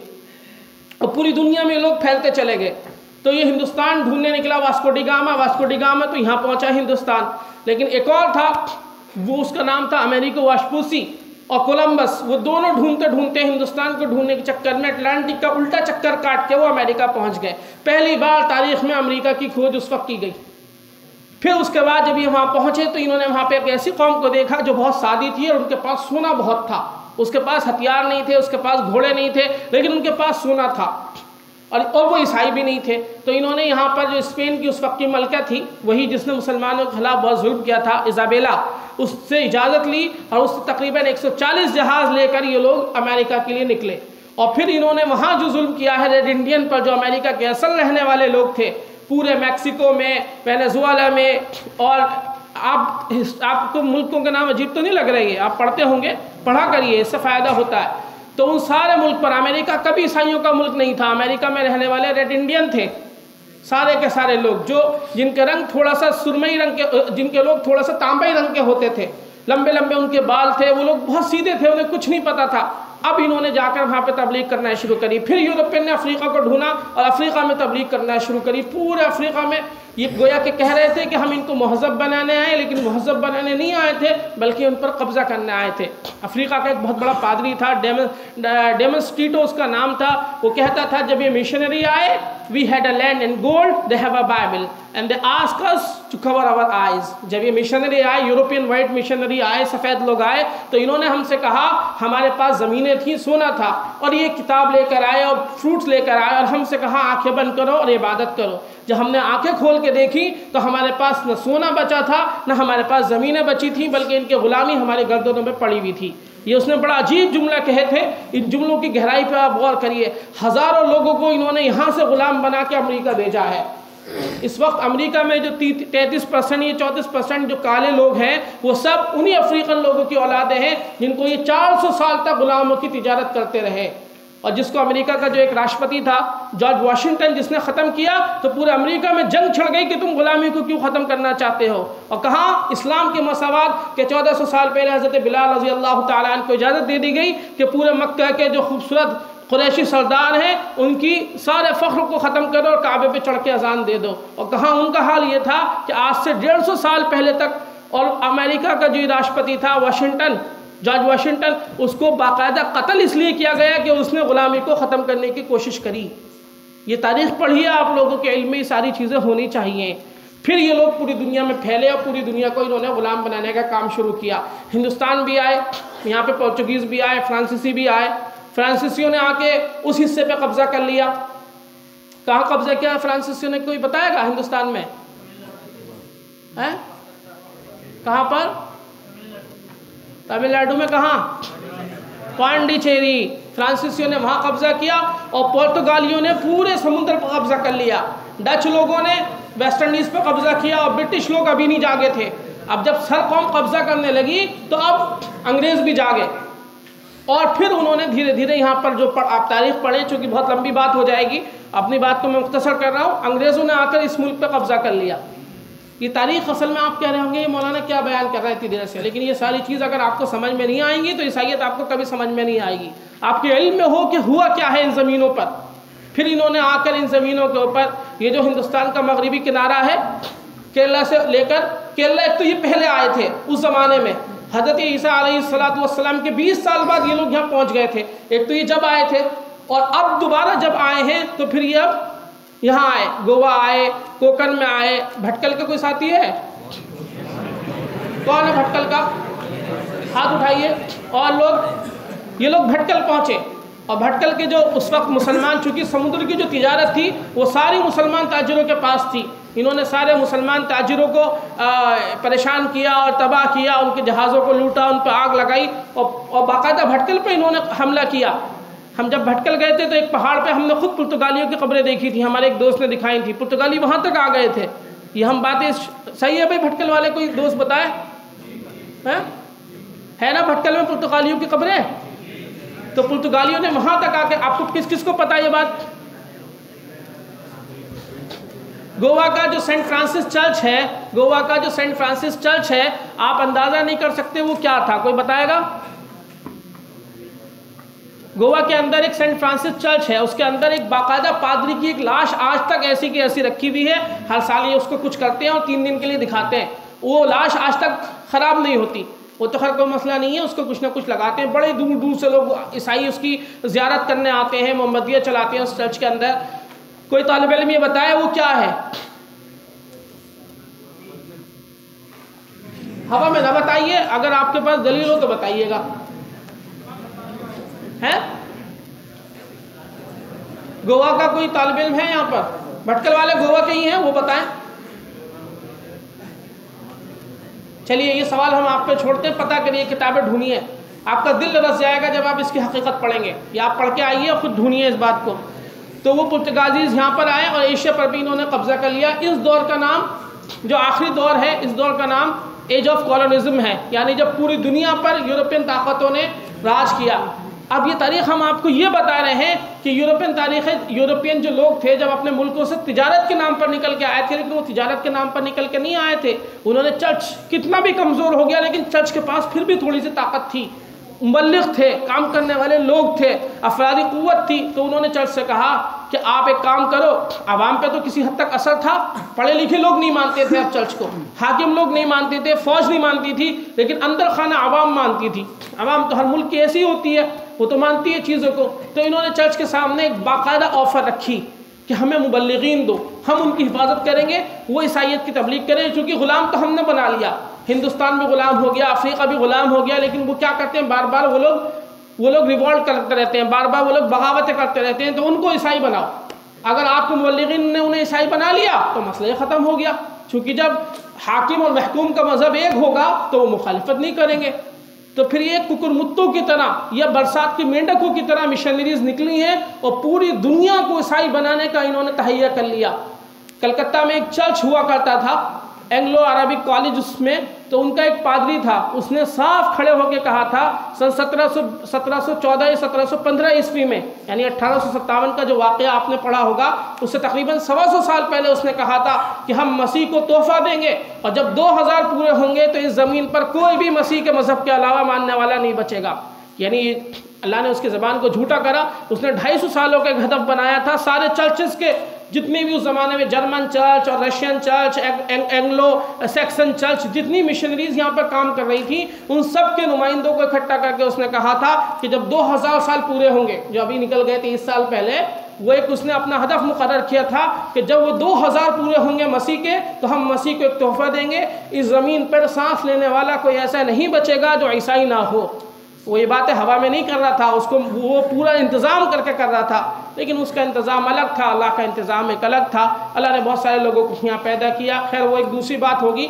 हम वापस चलते हैं यूरोप की तरफ। तो वो जो एज थी, उस एज का नाम एज ऑफ रेनेसां या अक़लियत पसंदी का एक दौर था, जिसमें पूरे ईसाई मज़हब को बहैसियत मज़हब के तकरीबन ख़त्म कर दिया। ये 3 चीज़ें पैदा हुई। सबसे पहली तहरीक इसके अंदर जो पैदा हुई कौन सी थी? नहीं, एज, डार्क एज में एक तहरीक पैदा हुई थी, उसका नाम रिफॉर्मेशन का काम था, लेकिन वो रिफॉर्म कर नहीं सकी, उसको इन्होंने ख़त्म कर दिया। उसके थोड़े थोड़े असरात आज तक बाकी हैं, कुछ लोग उसके मानने वाले हैं। दूसरी जो तहरीक शुरू हुई वो इह्या परस्ती वाली तहरीक थी कि उन्होंने अपने मज़हब को रिवाइव करने की कोशिश की, वो प्रोटेस्टेंट बन गए, लेकिन वो मज़हब बाकी रहा। फिर एक तीसरी तहरीक इनके यहाँ पैदा हुई, वो तहरीक भी इह्या की थी, लेकिन वो इन दोनों तहरीकों का रद्द-ए-अमल थी। ये जो अक़लियत वाली पसंद थी, इसने कहा कि हम बाइबिल के एक एक हिस्से को अक़ल पे परखेंगे, अगर जो बात अक़ल में आएगी वो बाइबिल में रहेगी। चूँकि वो जो इशाए रब्बानी की हमने आपसे बात की थी, जो लॉर्ड सपर था, उसके अंदर क्या होता, हाँ वो हमें बताना रह गया। उसके अंदर क्या होता है कि पादरी खड़ा होता है और अपने सामने एक गिलास के अंदर इस तरह से वाइन रखता है, शराब, और एक रोटी रखता है। हज़रत ईसा ने जब वहाँ पर खाना खिलाया इनके बकौल, तो आपने कहा जब तुम्हें मेरी याद आए तो ऐसी किया करो, और ये रोटी जो है ये गोए मेरा गोश्त बन जाएगी और ये जो शराब है वो मेरा खून बन जाएगी। और कैसे बनेगी, आज इस पर जो इनके यहाँ बहसें हुई हैं वो 200 साल चली हैं, और जो हारा उसको इन्होंने ख़त्म कर दिया, कत्ल कर दिया।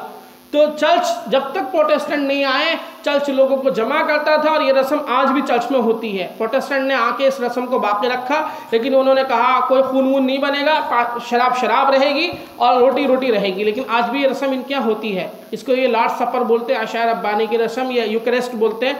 वो रस्म इनके यहाँ आज भी बाकी है और उसको प्रोटेस्टेंट चर्च भी करता है। तो हमने सब तारुफ के लिए आपको बता दिया। तो अब इनके यहाँ सबसे आखिरी तहरीक पैदा हुई जो चर्च ने पैदा की थी उन दोनों तहरीक के रद्द अमल में, उसका नाम था इह्या पसंदी की तहरीक, रिवाइवल मूवमेंट। वो इसलिए था, कैथोलिक लोगों ने उसको खड़ा किया कि नहीं, असल ईसाइयत वही है जो कैथोलिक चर्च मानता है, ये सब चीज़ें जो है बाद में प्रोटेस्टेंट्स हैं या ऑर्थोडॉक्स हैं, ये सब गलत हैं। हाँ, इतना हम कर सकते हैं कि चर्च के लोगों ने जो ज़ाती गलतियाँ की हैं वो गलत थी, चर्च ने गलती नहीं की थी, यानी निज़ाम गलत नहीं था, लोग गलत थे गोया के। और हमें वापस अपने आप को कैथोलिक चर्च से जोड़ना है। अभी तक दुनिया में ये तीनों तहरीकें इनकी बाकी हैं। कौन कौन सी? नंबर 1 जी रिफॉर्मेशन की तहरीक, नंबर 2 रैशनलिज्म की तहरीक जो हर चीज़ को अकल के हिसाब से इंटरप्रेट करती है, तशरीह करती है, और नंबर 3 नहीं प्रोटेस्टेंट की तहरीक नहीं, प्रोटेस्टेंट तो एक फ़िरका है। आप रिवाइवल की यानी मूवमेंट, रिवाइवल की तहरीक, ये तीनों तहरीक इस वक्त ईसाई दुनिया में चल रही हैं। और एक छोटा सा फ़िरका वो है जिसको यूनिटेरियन चर्च बोलते हैं। और अब तो ऐसे अमेरिका में जब ये पहुँचे हैं, अमेरिका का चूँकि वक्त नहीं है तारीख़ बयान करने का, फिर वो ईसाई हुआ। और इस वक्त जो अमेरिका में चर्च का हाल है, डिनोमिनेशन का, सिर्फ अमेरिका में 53,000 से ऊपर फ़िरक़े हैं इनके इस टाइम पे। मोर्मेनाइट चर्च और बाज़ फ़िरक़े ऐसे हैं, आपको सुन के हंसी आएगी, कि उनके अंदर आज भी नबी होते हैं, प्रॉफिट और प्रॉफिटेस्ट, यानी नबियाँ भी होती हैं उनके यहाँ। और वो आज भी कहते हैं हम पे वही आती है, यानी जो उनके हिसाब से है।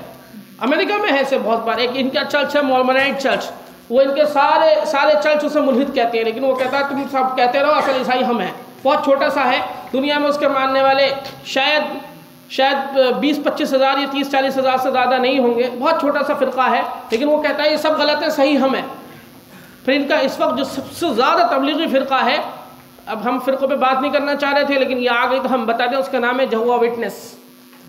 जहोवा विटनेस जी, उसने एक तहैया किया कि दुनिया के हर पढ़े लिखी ज़बान में बाइबिल उस आदमी तक हमें पहुंचानी है जिसकी कोई भी ज़बान हो।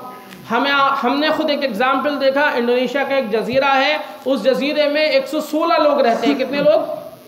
छोटा सा है, मेरे ख्याल में शायद 2-3 किलोमीटर का होगा।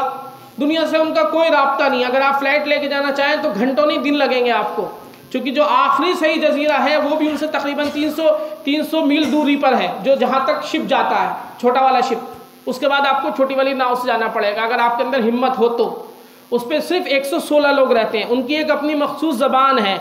उस मखसूस ज़बान में इस फ़िरक़े ने बाइबिल तर्जुमा करके उनको आज से 80 साल पहले पहुँचा दी थी। 116 लोग, दुनिया में कोई उनके अलावा उस ज़बान को नहीं जानता, कोई भी नहीं जानता। ना तो उस ज़बान का नाम था, ना उस ज़बान के रस्मुल ख़त था, ना उस ज़बान को अल्फाज थे, ना लुग़त थी। बस वो उस ज़माने में तो शायद 116 भी नहीं होंगे, 70-80 लोग होंगे, वो वही ज़बान बोलते थे। लेकिन जहोवा विटनेस ने उस ज़बान में बाइबिल तर्जुमा की और उनको पहुँचा दी। आपने कितना काम किया कुरान पर या कुरान के तराजिम पर, आप खुद पढ़िए जाकर।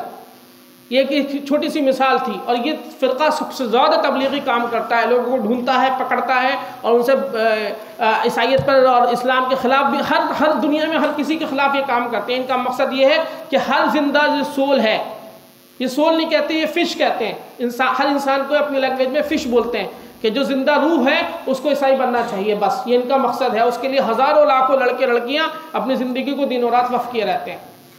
हम उनसे मुतासिर नहीं हैं, हम मुतासिर होने के बाद ये आदाद व शुमार आपको नहीं बता रहे, हम सिर्फ आपको एहसास के लिए बता रहे हैं कि आपका मेरा वक्त कहाँ गुजरता है, उनका वक्त कहाँ गुजरता है। आप आलिम क्यों बनने हैं, आपका एक मकसद है। ये ईसाइयत की मुख्तसर सी तारीख़ थी जो यहाँ पर मुकम्मल हो गई। अब हम बात करेंगे ईसाइयों के असल अक़ीदों के बारे में। अब तक की बात समझ में आई? ठीक है। अगर किसी चीज़ की किसी साहब की कोई चीज़ लिखने से रह गई हो तो सिर्फ उतना पूछे, सवाल अभी नहीं करे। सवाल इंशाल्लाह इसके बाद। अगर कोई जुमला लिखने से रह गया हो, कोई बात लिखने से रह गई हो तो वो पूछ ले, सिर्फ 5 मिनट के अंदर अंदर। ये बता रहे हैं, इनसे पूछिए। तीसरी वाली क्या थी, इससे पूछिए।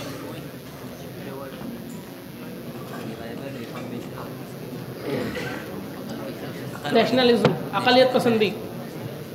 और चलिए बस एक लोग पूछ लीजिए। काउंसिल में जो अक़ीदा है रैशनलिज्म है। चलिए अब हम ईसाइयों के अक़ीदे पे बात करेंगे फ़ौरन। ईसाइयों को जो बुनियादी अक़ीदा है उसका नाम ट्रिनिटी है। ये कल हमने आपको बताया था, आप इसको लिखें TRINITY, ट्रिनिटी। अरबी में इसको तस्लीस बोलते हैं। तस्लीस तो आप सब लिख सकते हैं। तस्लीस गोया कि इन्होंने तौहीद के मुकाबले में इसको खड़ा किया। अब हम इसकी थोड़ी सी तारीफ़ कर देते हैं। कल हमने आपको बहुत सारी चीज़ें बताई थी। हमने आपको बताया था किस तरह से इसने इसको मुरत्तब किया, किस तरह से ये इसको वजूद में लेकर आया, किस तरह से इसने उस ज़माने की जो कौमें थी उनके अकायद को, उनके तसव्वुरात को इसने सामने रखा और एक ऐसी चीज़ लेकर आया जो हर जगह चला करती थी। अब ट्रिनिटी की हम ईसाइयों के एतबार से आपको तारीफ़ करते हैं। देखिए, ट्रिनिटी के अंदर 3 हिस्से होते हैं, 3 चीज़ें। एक चीज़ है जिसे उक़लूम बोलते हैं, आपने लफ्ज़ सुना? उक़लूम को आप अरबी में पर्सन कह दीजिए। जब इन्होंने ईसाइयत की तारीफ़ इसने की सेंट पॉल ने, तो उसने उन तमाम चीज़ों को सामने रखा। अब खुदाइयत की जब तारीफ़ करने बैठा तो ईसाइयत में वो तमाम तारीफ़ें वही थी जो हर आदमी तारीफ़ जानता है। चूँकि यहूदियत इंतहाई मुतशद्दिद थी अपनी तौहीद पर, यहूदियों का सारी दुनिया से झगड़ा यह था, सब बुत परस्त थे और यहूदियत क्या थी, तौहीद पर थी। कुछ यहूदी यकीनन हरकतें करते थे, बुत परस्ती करते थे, लेकिन यहूदियों ने मजमूई तौर पर बुत परस्ती नहीं की और न यहूदियत ने कभी उसको जायज़ करार दिया। यहूदियों के ज़ाती अमाल ख़राब थे, लेकिन वो तौहीद से मुकम्मल तौर से कभी नहीं हटे। ये बात आप जहन नशीन कर लें। तो इसने, और एक चीज़ और हम बता दें, ईसाइयत के जितने बुनियादी अक़ीदे हैं, आप ट्रिनिटी को ले लीजिए, हज़रत ईसा अलैहिस्सलातु वस्सलाम की इब्नियत के अक़ीदे को, यानी सनशिप ऑफ जीसस को ले लीजिए, या रिजरेक्शन को ले लीजिए, उनके मरने के बाद दोबारा ज़िंदा होने को, या क्रूसिफिक्शन को ले लीजिए, उनके सूली, ये सब हम अभी लिखवाएंगे, अभी मत लिखिए। क्रूसिफिक्शन को ले लीजिए, सूली पर चढ़ाए जाने को, या आप ले लीजिए इनकॉर्नेशन के अक़ीदे को, तहलील और तजसीम का जो इनका अक़ीदा है कि हज़रत ईसा अलैहिस्सलातु वस्सलाम के अंदर खुदा की तरफ से एक रूह दाखिल कर दी गई, वो खुदा ही था। इस अक़ीदे को ले लीजिए, आप किसी भी अक़ीदे को ले लीजिए। मज़े की बात यह है कि मुरव्वजा बाइबिल में इन अक़ीदों के लिए कोई ग्राउंड नहीं है, कोई भी ग्राउंड नहीं है, कोई भी वजूद इन अक़ीदों का इन आज की मुहर्रफ बाइबिल में भी नहीं है। ये अल्लाह की तरफ से एक निशानी है। असल इंजील और तौरात की बात कल होगी, लेकिन इस वक्त भी जो बाइबिल मौजूद है, हम इंजील तौरात नहीं कहते, हम बाइबिल कह रहे हैं। इस वक्त भी जो बाइबिल मौजूद है, इंतहाई तहरीफ के बाद, जिसमें हर वर्जन में तहरीफ होती है, कभी अल्फाज उड़ा दिए जाते हैं, कभी बाप गायब कर दिए जाते हैं, इतना करने के बाद भी जो अक़ीदा 2000 साल से चर्च मानता है वो बाइबिल में मौजूद नहीं है। और ख़ुद इंसाइक्लोपीडिया ब्रिटानिका हो, कैथोलिक इंसाइक्लोपीडिया हो, या इसके अलावा इंसाइक्लोपीडिया रिलीजन एंड एथिक्स हो, ये दुनिया की मशहूर तरीन हवाला जाती कुतुब हैं, ये ख़ुद मानती हैं कि 300 साल तक मसीही ट्रिनिटी को जानते भी नहीं थे। जो अच्छे मसीही थे, जो सही मसीही लोग थे, जो सही मसीह के मानने वाले थे, उन्होंने इस लफ्ज़ को सुना ही नहीं था। और मज़े की बात यह है कि इस वक्त भी लफ्ज़ ट्रिनिटी भी बाइबिल में नहीं आया। इतना करने के बाद लफ्ज़ ट्रिनिटी बाइबिल में नहीं आया। लफ्ज़ जो है, लफ्ज़ न इंग्लिश बाइबिल में है, उसकी तशरीह ज़रूर मिलेगी आपको, वो भी कहाँ मिलेंगी, पॉल की खुतूत में।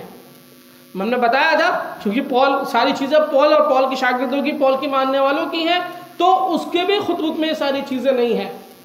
जैसे सबसे पहले हम बात करते हैं ट्रिनिटी की। जब हम नबियों की किताबों को पढ़ते हैं, तौरात को, वहाँ इसका तस्करा नहीं मिलता। काजियों की किताबों को पढ़ते हैं, वहाँ पे नहीं मिलता, कहीं इसका तस्करा नहीं मिलता। और इसके ख़िलाफ़ अबवाब के अबवाब है, हम हवाले नहीं लिखवा सकते आपको। जैसे कुरान करीम का कोई पेज भी तौहीद के तस्करे से खाली नहीं मिलेगा आपको, कोई सूरत तौहीद से खाली नहीं मिलेगी। ऐसी ही इस वक्त की बाइबिल का कोई हिस्सा आपको तौहीद से खाली नहीं मिलेगा। ये तो हो गई ओल्ड टेस्टामेंट की बात। अब जब आप न्यू टेस्टामेंट में जाते हैं, हज़रत ईसा अलैहिस्सलातु वस्सलाम के जो कुछ अक़वाल उसके अंदर मौजूद हैं, आप उनको पढ़ने की कोशिश करते हैं तो वहाँ भी ये वाक़यात नहीं मिलते।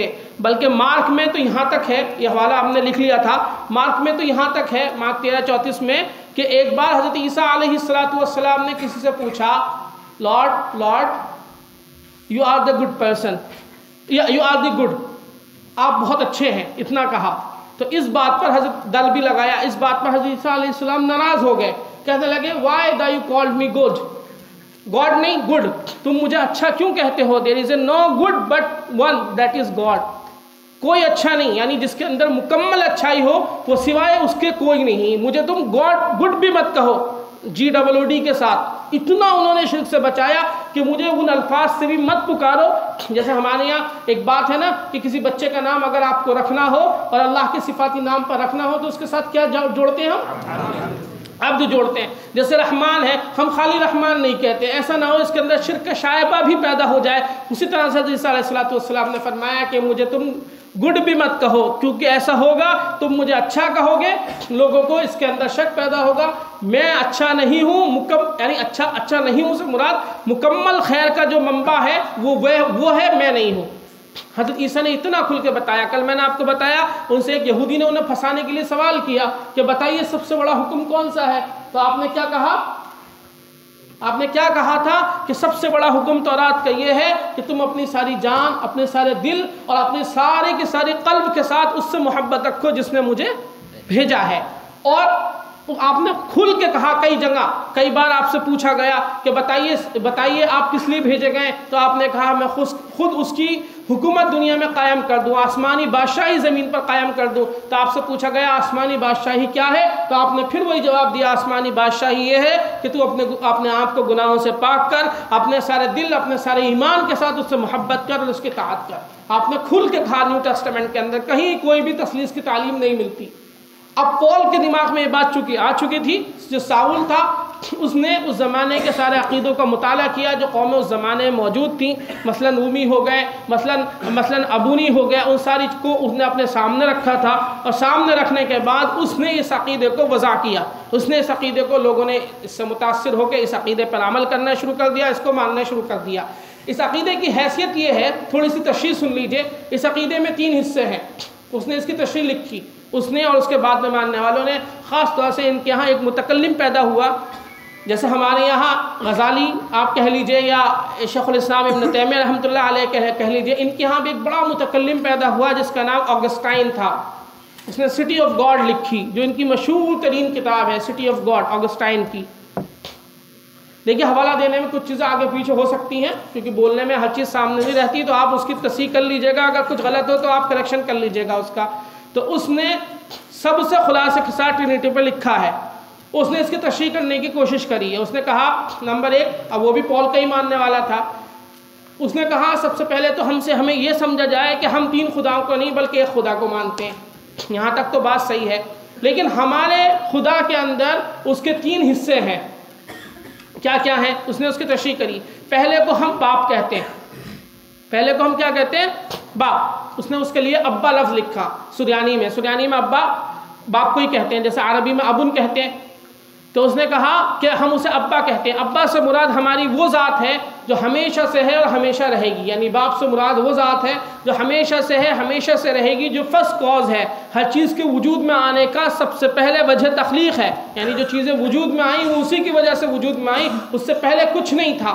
यानी खुदा की तारीफ़ जो आपने पढ़ी है तकरीबन उसके आसपास है, अब तक कोई बशर ही नहीं है। उसके बाद उसने कहा उस खुदा की उस बाप की बहुत सारी सिफ़ात थी, यहाँ तक भी बात सही है। उसमें से 2 सिफ़ात को उसने लिया कि जब खुदा इस कायनात में अकेला था तो कायनात को बनाने के लिए उसने कुछ चीज़ों को बनाया। ये बात भी समझ में आती है कि खुदा ने तख्लीक की। अब ये जो अमल तख्लीक किया अल्लाह रब्बुल इज़्ज़त ने या खुदा की ज़ात ने, बाप ने, जो उसके हिसाब से, तो उस अमल के लिए उसने कुछ ना कुछ जुमला बोला होगा, जिसको आप कुन फ़यकून बोलते हैं। कुरान ने कहा, उसने कहा कुन फ़यकून, ये अल्लाह का जुमला था। ठीक है, यहाँ तक भी बात सही है। तो ये जो जुमला था इसको लातिनी ज़बान में, लैटिन में इसको कहते हैं लोगोस। लोगो कह लीजिए आप, वो वाला आपका लोगो नहीं जो उसमें लगाते हैं आप लोग। किस में लगाते हैं? जी, किस में लगाते हैं? कार में लोगो लगाते हैं, और भी कहीं लगाते हैं लोगो, सर्टिफिकेट में लोगो लगाते हैं। वो लोगो नहीं, शायद उसके माने भी वही होते हैं, हमें नहीं पता, लेकिन उसमें इसको लोगो बोलते हैं।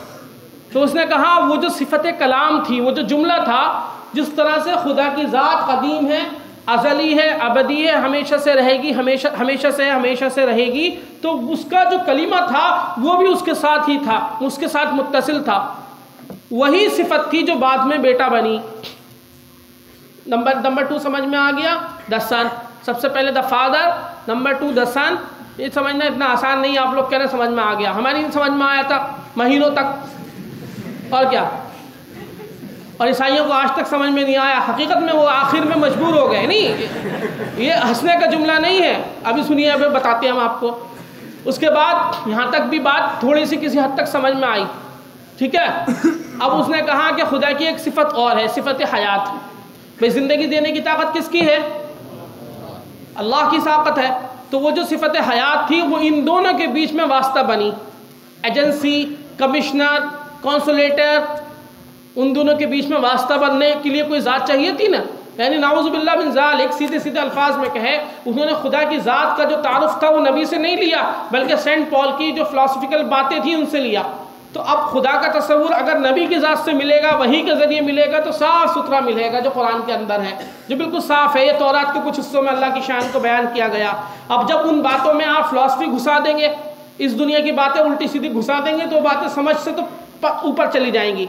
तो उसने खुदा की दो सिफत को लिया और ये माना कि खुदा की जो दो सिफत हैं खुदा के साथ हैं, लेकिन खुदा नाउज़ुबिल्लाह इन दोनों सिफतों का किसी हद तक मोहताज है और ये सिफतें खुदा के साथ मुजस्सम है। हमने आपको बताया कि भाई सिंपल सी बात है, और ये बात हम इसलिए बार बार बता रहे हैं, दुनिया में जितने भी मुशरिक हैं उनको जो ठोकर लगी वो खुदा की सिफात में लगी है। सारा शिर्क का जो है वो खुदा की सिफात से शुरू होता है।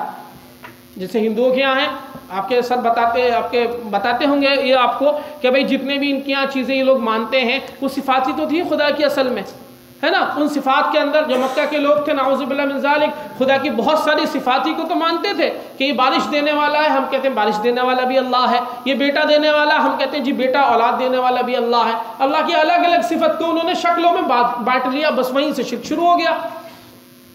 ईसाइयों को भी यहीं पे आके ठोकर लगी कि सिफात अल्लाह की हैं, अल्लाह सिफात का मोहताज नहीं है। अल्लाह बगैर बोले हम कहते हैं कि हमारे और उसके सुनने में क्या फ़र्क है। कलाम की बहस आप पढ़ते होंगे, सिंपल सी बात है, हम भी सुनते हैं वो भी सुनता है, लेकिन हम सुनने के लिए कान के मोहताज, जुमलों के मोहताज, मकान के मोहताज और जगह के मोहताज, वक्त के मोहताज। वो तमाम एहतियाजात से परे है, वो मुनज़्ज़ा है, मुबर्रा है। वो सुनना चाहे तो उसको सामिया की ज़रूरत नहीं, मस्मूअ की ज़रूरत नहीं, वो सुन सकता है, ये उसकी शान है। वो कैसा है, लैसा कमिस्लिही शै'अन, आप उसको बयान नहीं कर सकते। इन्होंने खुदा की ज़ात को बयान करने के बजाय जो नबियों ने इनको सिखाया, इन्होंने अपने अकल से उसकी तशरीह करने की कोशिश करी, उसमें इनको ठोकर लगी। तो तीसरी जो चीज़ थी उसको इन्होंने इसका नाम रखा रूहुल कुदस।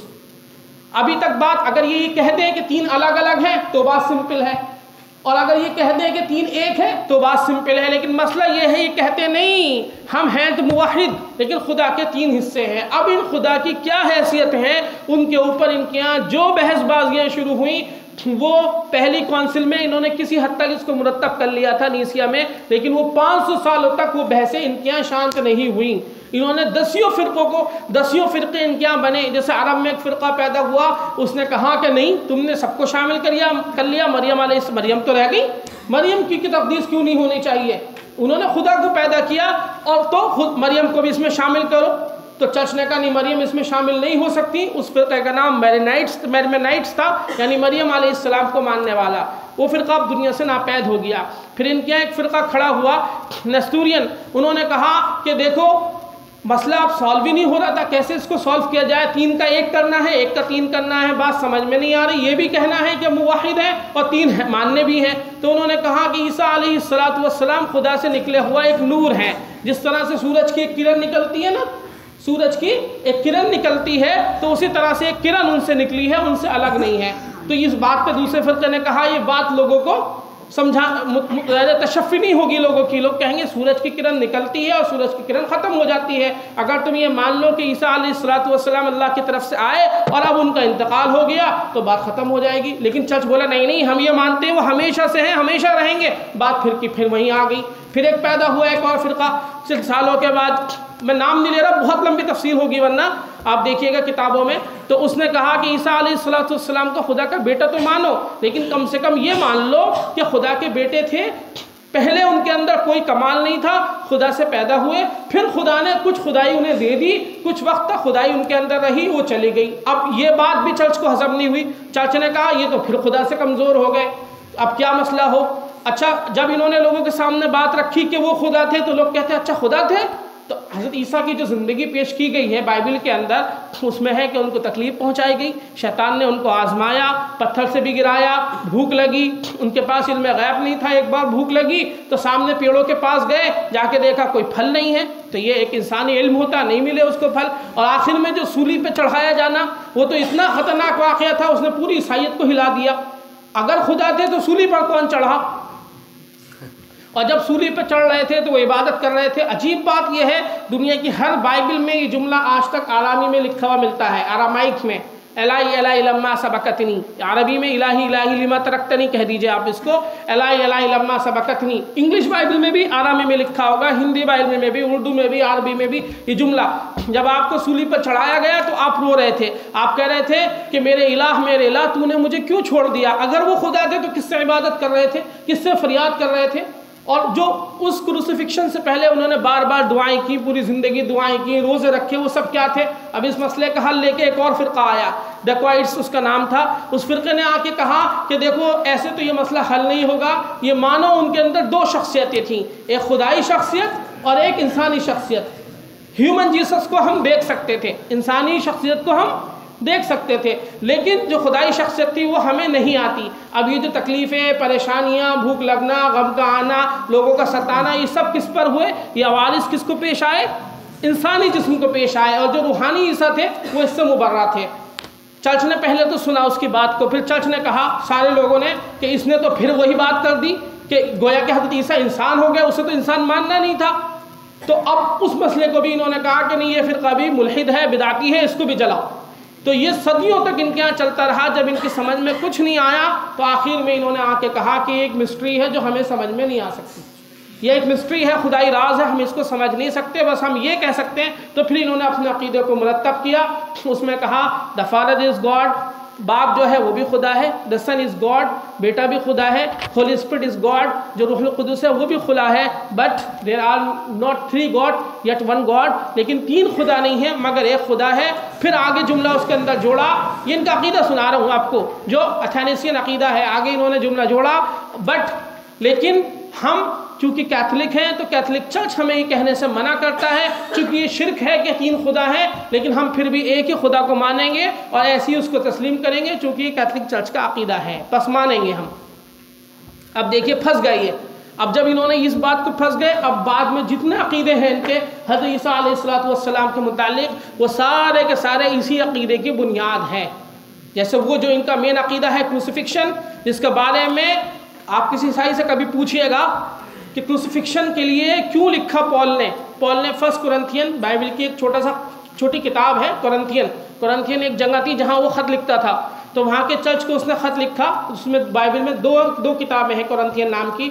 उसका 15वां चैप्टर की 5वीं और 6ठी आयत है, जिसमें वो कहता है कि if somewhere is proven wrong, अगर ये क्रूसिफिक्शन कभी गलत साबित हो गया तो all of our preaching is vain, all of our preaching are in vain, हमारी सारी की सारी जो तबलीग है ना, हमारी सारी मेहनत, सारी काविश वो बेकार है। सच लाइक आवर फेथ, और हमारा ईमान भी बेकार है। अगर मसीह का मुर्दों से उठना, रिजरेक्शन, क्रूसिफिक्शन अगर गलत साबित हो गया तो हम ख़त्म हो गए।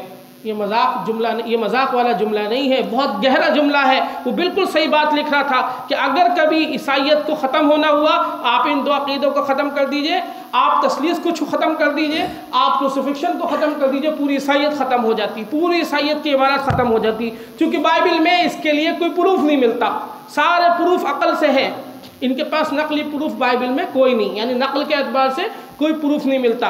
मिसाल के तौर पर आपसे कहिए कोई, आप मुसलमान हैं, आप कहेंगे अल्हम्दुलिल्लाह। आप खुदा को क्या मानते हैं?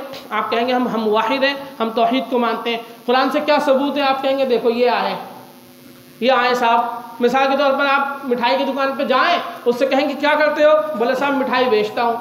बोले मिठाई में तुम्हारे मीठा होता है क्या? समझ में आई हमारी बात?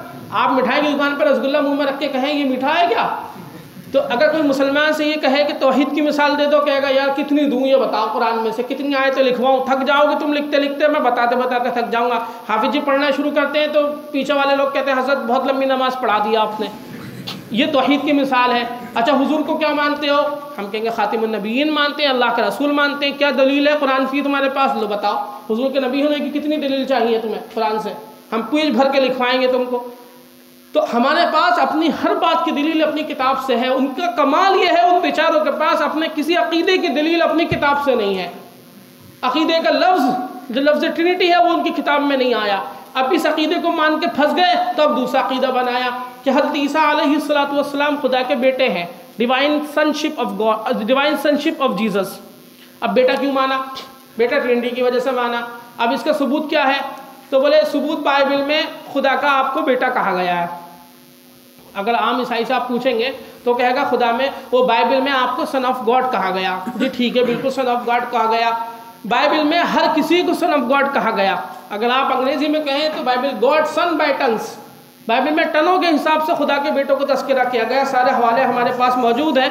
अगर आप कुछ हवाले याद करना चाहें या सिर्फ सुनना चाहें मिसाल के तौर पर, तो आप एक हवाला देख लीजिए।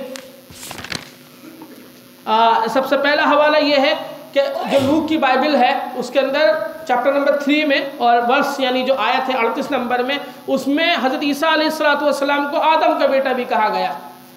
बहुत सारी जगह कहा गया, हमने सिर्फ एक हवाला लिखा।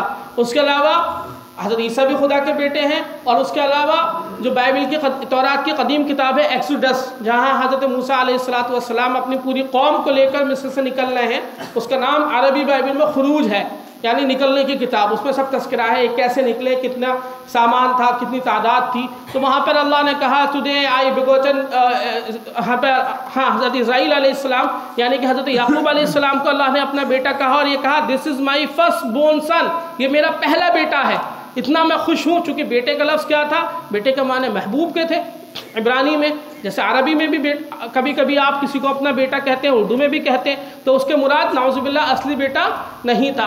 हज़रत दाऊद अलैहिस्सलाम को अल्लाह ने अपना बेटा कहा, हज़रत सुलेमान अलैहिस्सलाम को अपना बेटा कहा, और बाइबल में शैतान के बेटे भी कुछ लोगों को कहा गया। हत्ता कि हज़रत ईसा ने फरमाया कि मुबारक है वो लोग जो ज़मीन पर आप कह दीजिए उनको ज़मीन पर अच्छा काम करते हैं, यानी पीस मेकर हैं, जो ज़मीन पर सुकून लाते हैं। क्यों?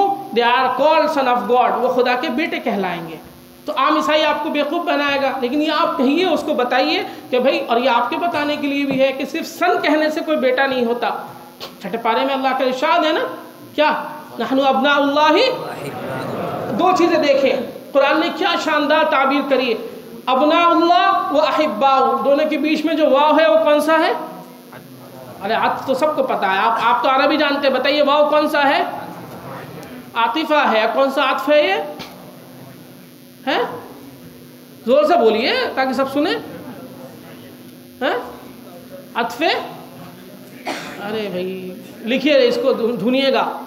यानी अल्लाह ने कहा, यहूदियों ने अल्लाह के सामने कहा कि हम अल्लाह के बेटे हैं और अल्लाह के महबूब हैं। यानी बेटा होना और महबूब होना तकरीबन क्या है? बराबर है। तो अल्लाह को अपना बाप कहते थे, बाप यानी अल्लाह की सिफत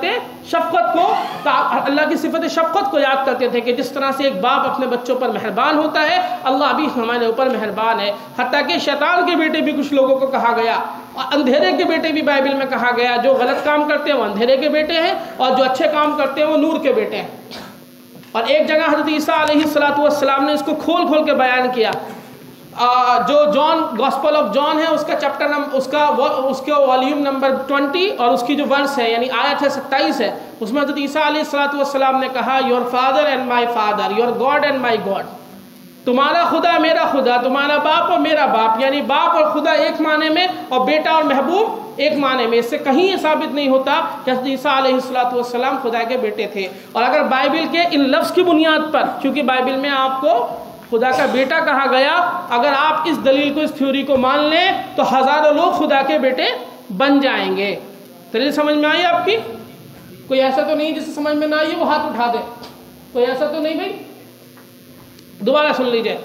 चूँकि बाइबल में हज़रत ईसा अलैहिस्सलाम को अगर आप किसी ईसाई से पूछेंगे कि आप खुदा का बेटा क्यों मानते हो, तो फ़ौरन ये जवाब देगा सिंपली, चूँकि वो खुदा के बेटे हैं, हम इसलिए, चूँकि वो बाइबल में उनको सन ऑफ गॉड कहा गया, इसलिए हम उनको खुदा का बेटा मानते हैं।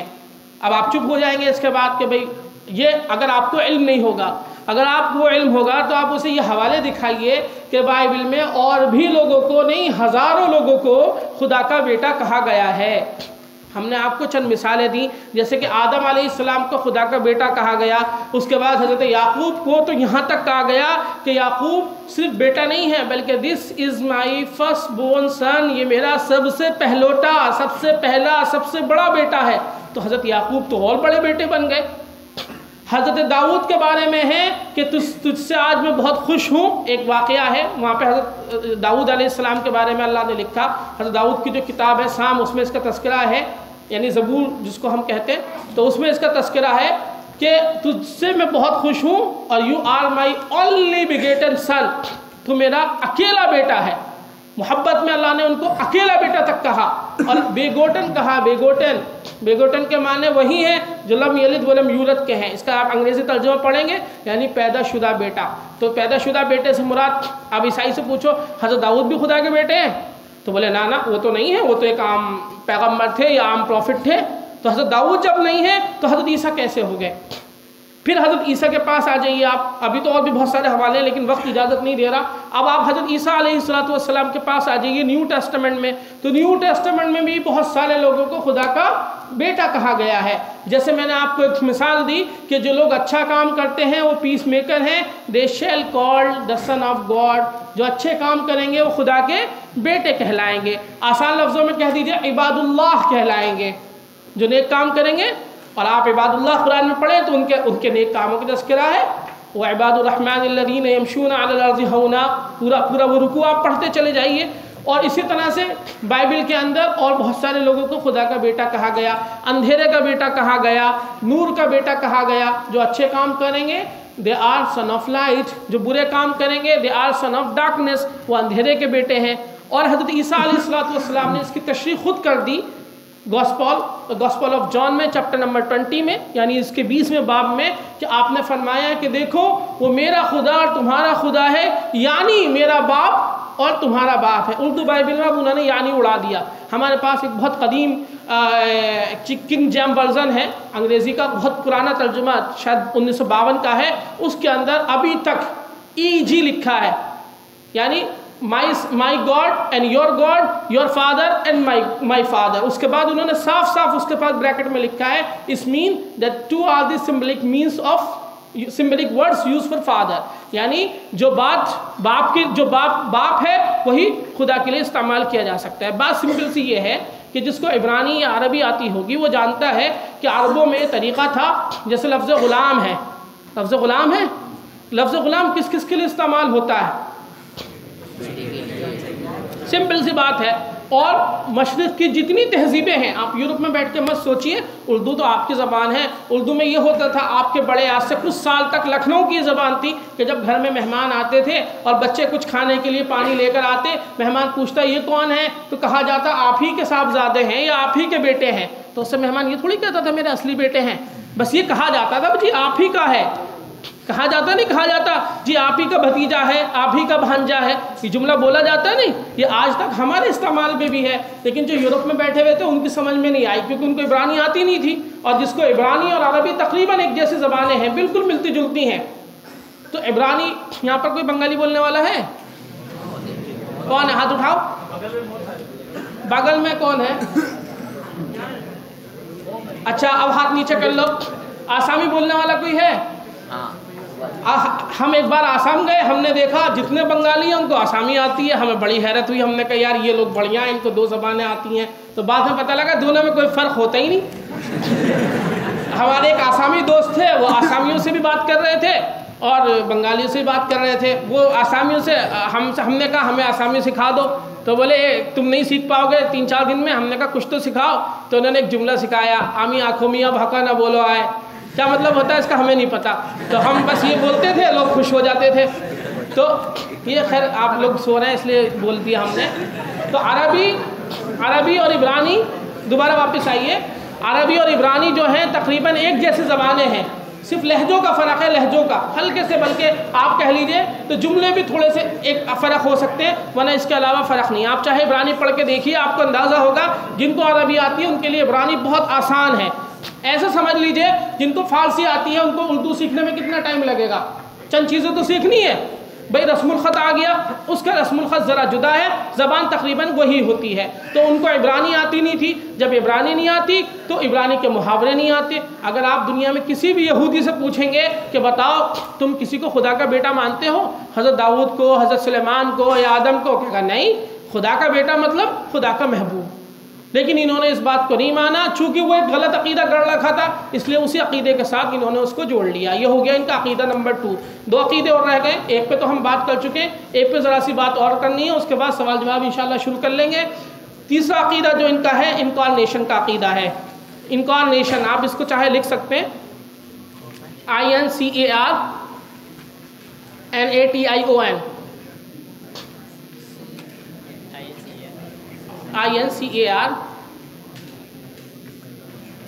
INCARNATION। स्पेलिंग अगर कुछ आगे पीछे हो रही है तो बाद में चेक कर लीजिएगा।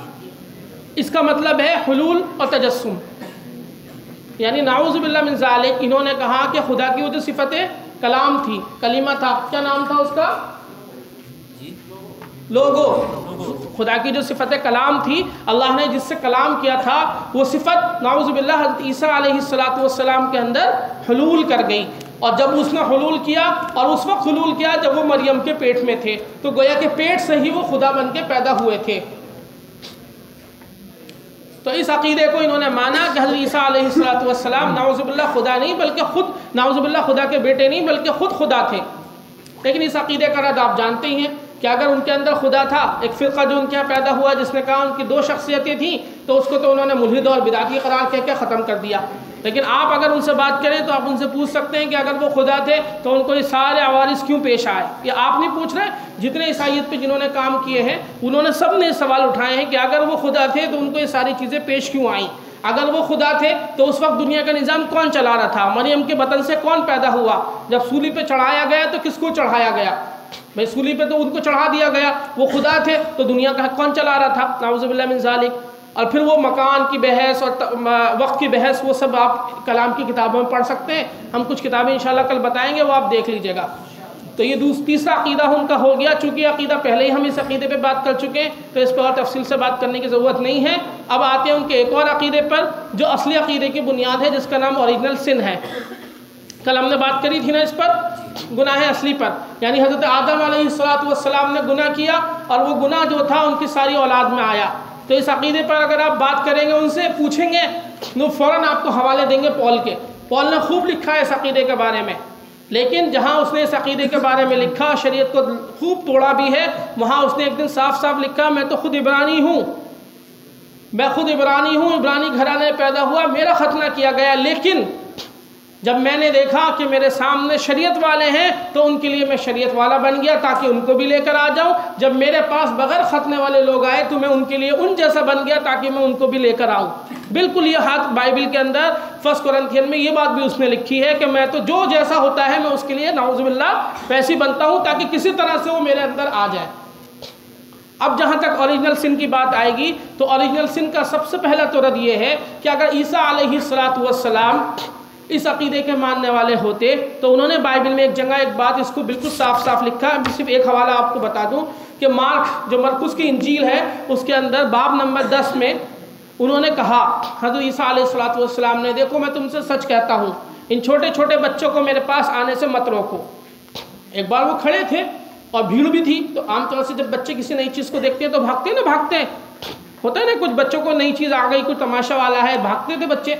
आपके बच्चे तो मोबाइल चलाते हैं, भागते भी नहीं, घर में पड़े रहते हैं एकदम, है ना। पहले बच्चे भागते रहते थे, दिन में 2-4 बार गिरते भी थे, 5-6 बार पतंग उड़ाने में कोई परेशानी नहीं थी। अब तो सिर्फ मोबाइल चलाते हैं, घर में पड़े रहते हैं, घर वाले भगाते हैं, भागो तो भागते नहीं हैं, समझे। तो उस ज़माने में बच्चे भाग रहे थे, लोगों ने रोक दिया कि मत आओ। तो हज़रत ईसा अलैहिस्सलातु वस्सलाम ने फरमाया, सफ़र नॉट, उनको मत सताओ, उन बच्चों को, उनको मेरे पास आने दो। मैं तुमसे सच कहता हूँ, जब तक हर आदमी का दिल इन बच्चों की तरह नहीं पाक साफ होगा तो वो खुदा के घर में दाखिल नहीं हो सकता। और उन्होंने साफ साफ क्या कहा कि बच्चे मासूम होते हैं। और ईसाइयत क्या कह रही है, कमाल देखिए आप, कमाल देखें। हमें ईसाइयत के बारे में थोड़ा सा पता लग गया तो हमें ये सब चीज़ें पता हैं। जो 2000 साल से इतनी मोटी मोटी उनकी लाइब्रेरी भर भर की किताबें हैं, वो मर रहे हैं इस अक़ीदे पर कि हर आदमी जो है वो गुनाहगार ही पैदा होता है। हत्ता कि जो कैथोलिक चर्च है वो साफ साफ कहता है कि अगर कोई बच्चा दूध पीने की उम्र में मर गया तो उसको हम अपने असल कब्रिस्तान में दफन नहीं होने देंगे, क्योंकि उसे अभी ईसाई नहीं बनाया गया, क्योंकि उसने ईसाइयत को कबूल नहीं किया। उनको कोने में दफन करो। मैं ये मजाक नहीं कर रहा। अब तो अमेरिका में इसके खिलाफ बड़ी आवाज़ उठने लगी। अब तो खैर मज़हब का नाम ही ख़त्म हो गया। मैंने जिस ज़माने तक चर्च की, या आज भी कुछ मुल्क दुनिया में ऐसे हैं जो कट्टर कैथोलिक मुल्क हैं, उन मुल्कों में जो सेमेंट्रीज़ होती, क्रिश्चियन सेमेंट्रीज़, उसके अंदर उन बच्चों को दफन ना करके कोने में दफन करते हैं, या कुछ और उनका करते हैं, किसी आम जगह उनको दफन कर देते हैं। कहते हैं कि इनको अभी ईसाई नहीं बनाया गया, इनको बपतिस्मा नहीं दिया गया, जो पानी में डुबोते हैं। और एक पादरी उनका बाकायदा ईसाई नाम रखता है और कहता है कि तुम अब ईसाई बन गए।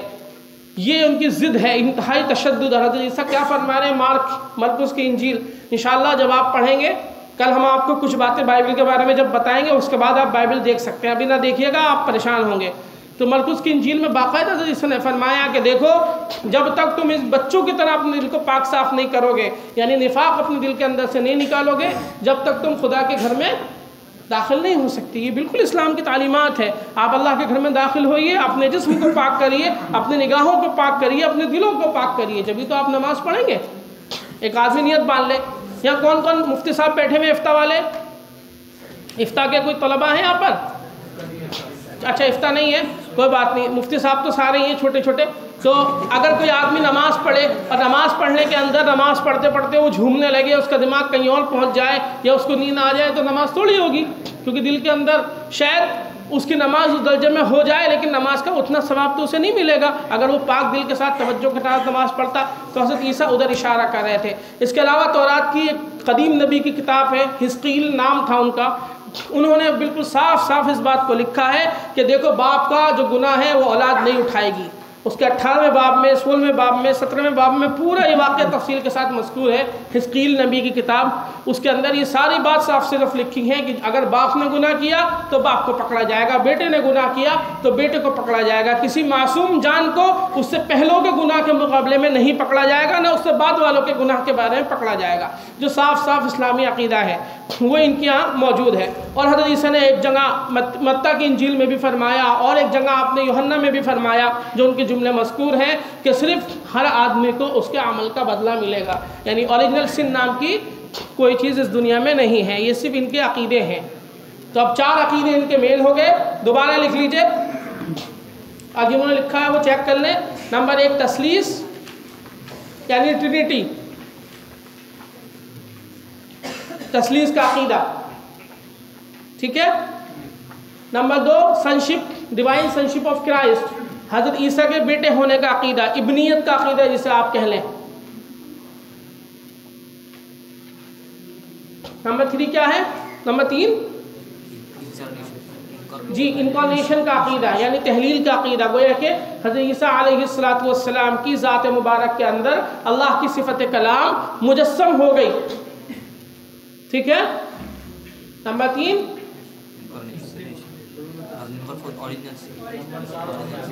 ओरिजिनल सिन और क्रूसिफिक्शन, दोनों एक दूसरे के साथ ही जोड़ लीजिए। और फिर वो ओरिजिनल सिन, बल्कि ओरिजिनल सिन अक़ीदे का नाम नहीं है, ओरिजिनल सिन उसकी तशरीह है, अक़ीदे का नाम जो है असल में रिजरेक्शन है, मरने के बाद दोबारा उठना। वो सब उसी ओरिजिनल सिन की बाज़गश्त है। बस इनके 2 मेन अक़ीदे हैं। नंबर 1 ट्रिनिटी है, नंबर 2 क्रूसिफिक्शन है। एक इस सिरे पर, एक इस सिरे पर। उनके बीच में हज़रत ईसा के ताल्लुक़ से 2 अक़ीदे, हज़रत ईसा को बेटा मानना और नाउज़ुबिल्लाह हज़रत ईसा को खुदा का बेटा मानना, और उनका ये बात को मानना कि उनको सूली पर चढ़ाया गया। क्यों सूली पर चढ़ाया गया? उनको इसलिए सूली पर चढ़ाया गया ताकि वो सबके गुनाहों की तरफ से कफ़ारा अदा कर लें। अब जो उस कफ़ारे को मानेगा वो खुदा की बादशाही में दाखिल होगा, जो नहीं मानेगा वो खुदा की बादशाही में दाखिल नहीं होगा। आप सवाल और जवाब का सेशन इंशाल्लाह शुरू करते हैं, लेकिन जैसे आप लोगों ने कल इन भाई ने बताया था उसी तरतीब के साथ सवाल करिए। जिन साहब को सवाल करना है वो हाथ उठा दें, दूसरा ना खड़ा हो। बस आप पूछ लीजिए, उसके बाद दूसरा पूछे, खड़े होकर पूछिए, आवाज़ आ जाएगी। मेरे 2 सवाल हैं, जैसे कि मुहाज़रे एक पूछ लीजिए, एक पूछ लीजिए पहले। जैसे कि मुहाज़रे में मालूम हुआ कि ईसाइयों के 2 बड़े तबक़े हैं, एक तस्लीस का क़ाइल है, दूसरा तौहीद का क़ाइल है। हाँ हाँ, तो जो तस्लीस का क़ाइल है वो तो समझ में आता है कि वो कई खुदा की इबादत करते हैं, लेकिन जो तौहीद के क़ाइल है वो यकीनन तौहीद पर है। हाँ वो तौहीद पर है, लेकिन रिसालत को नहीं मानते। बस वो हमारी रिसालत को नहीं मानते, लेकिन तौहीद को मानते।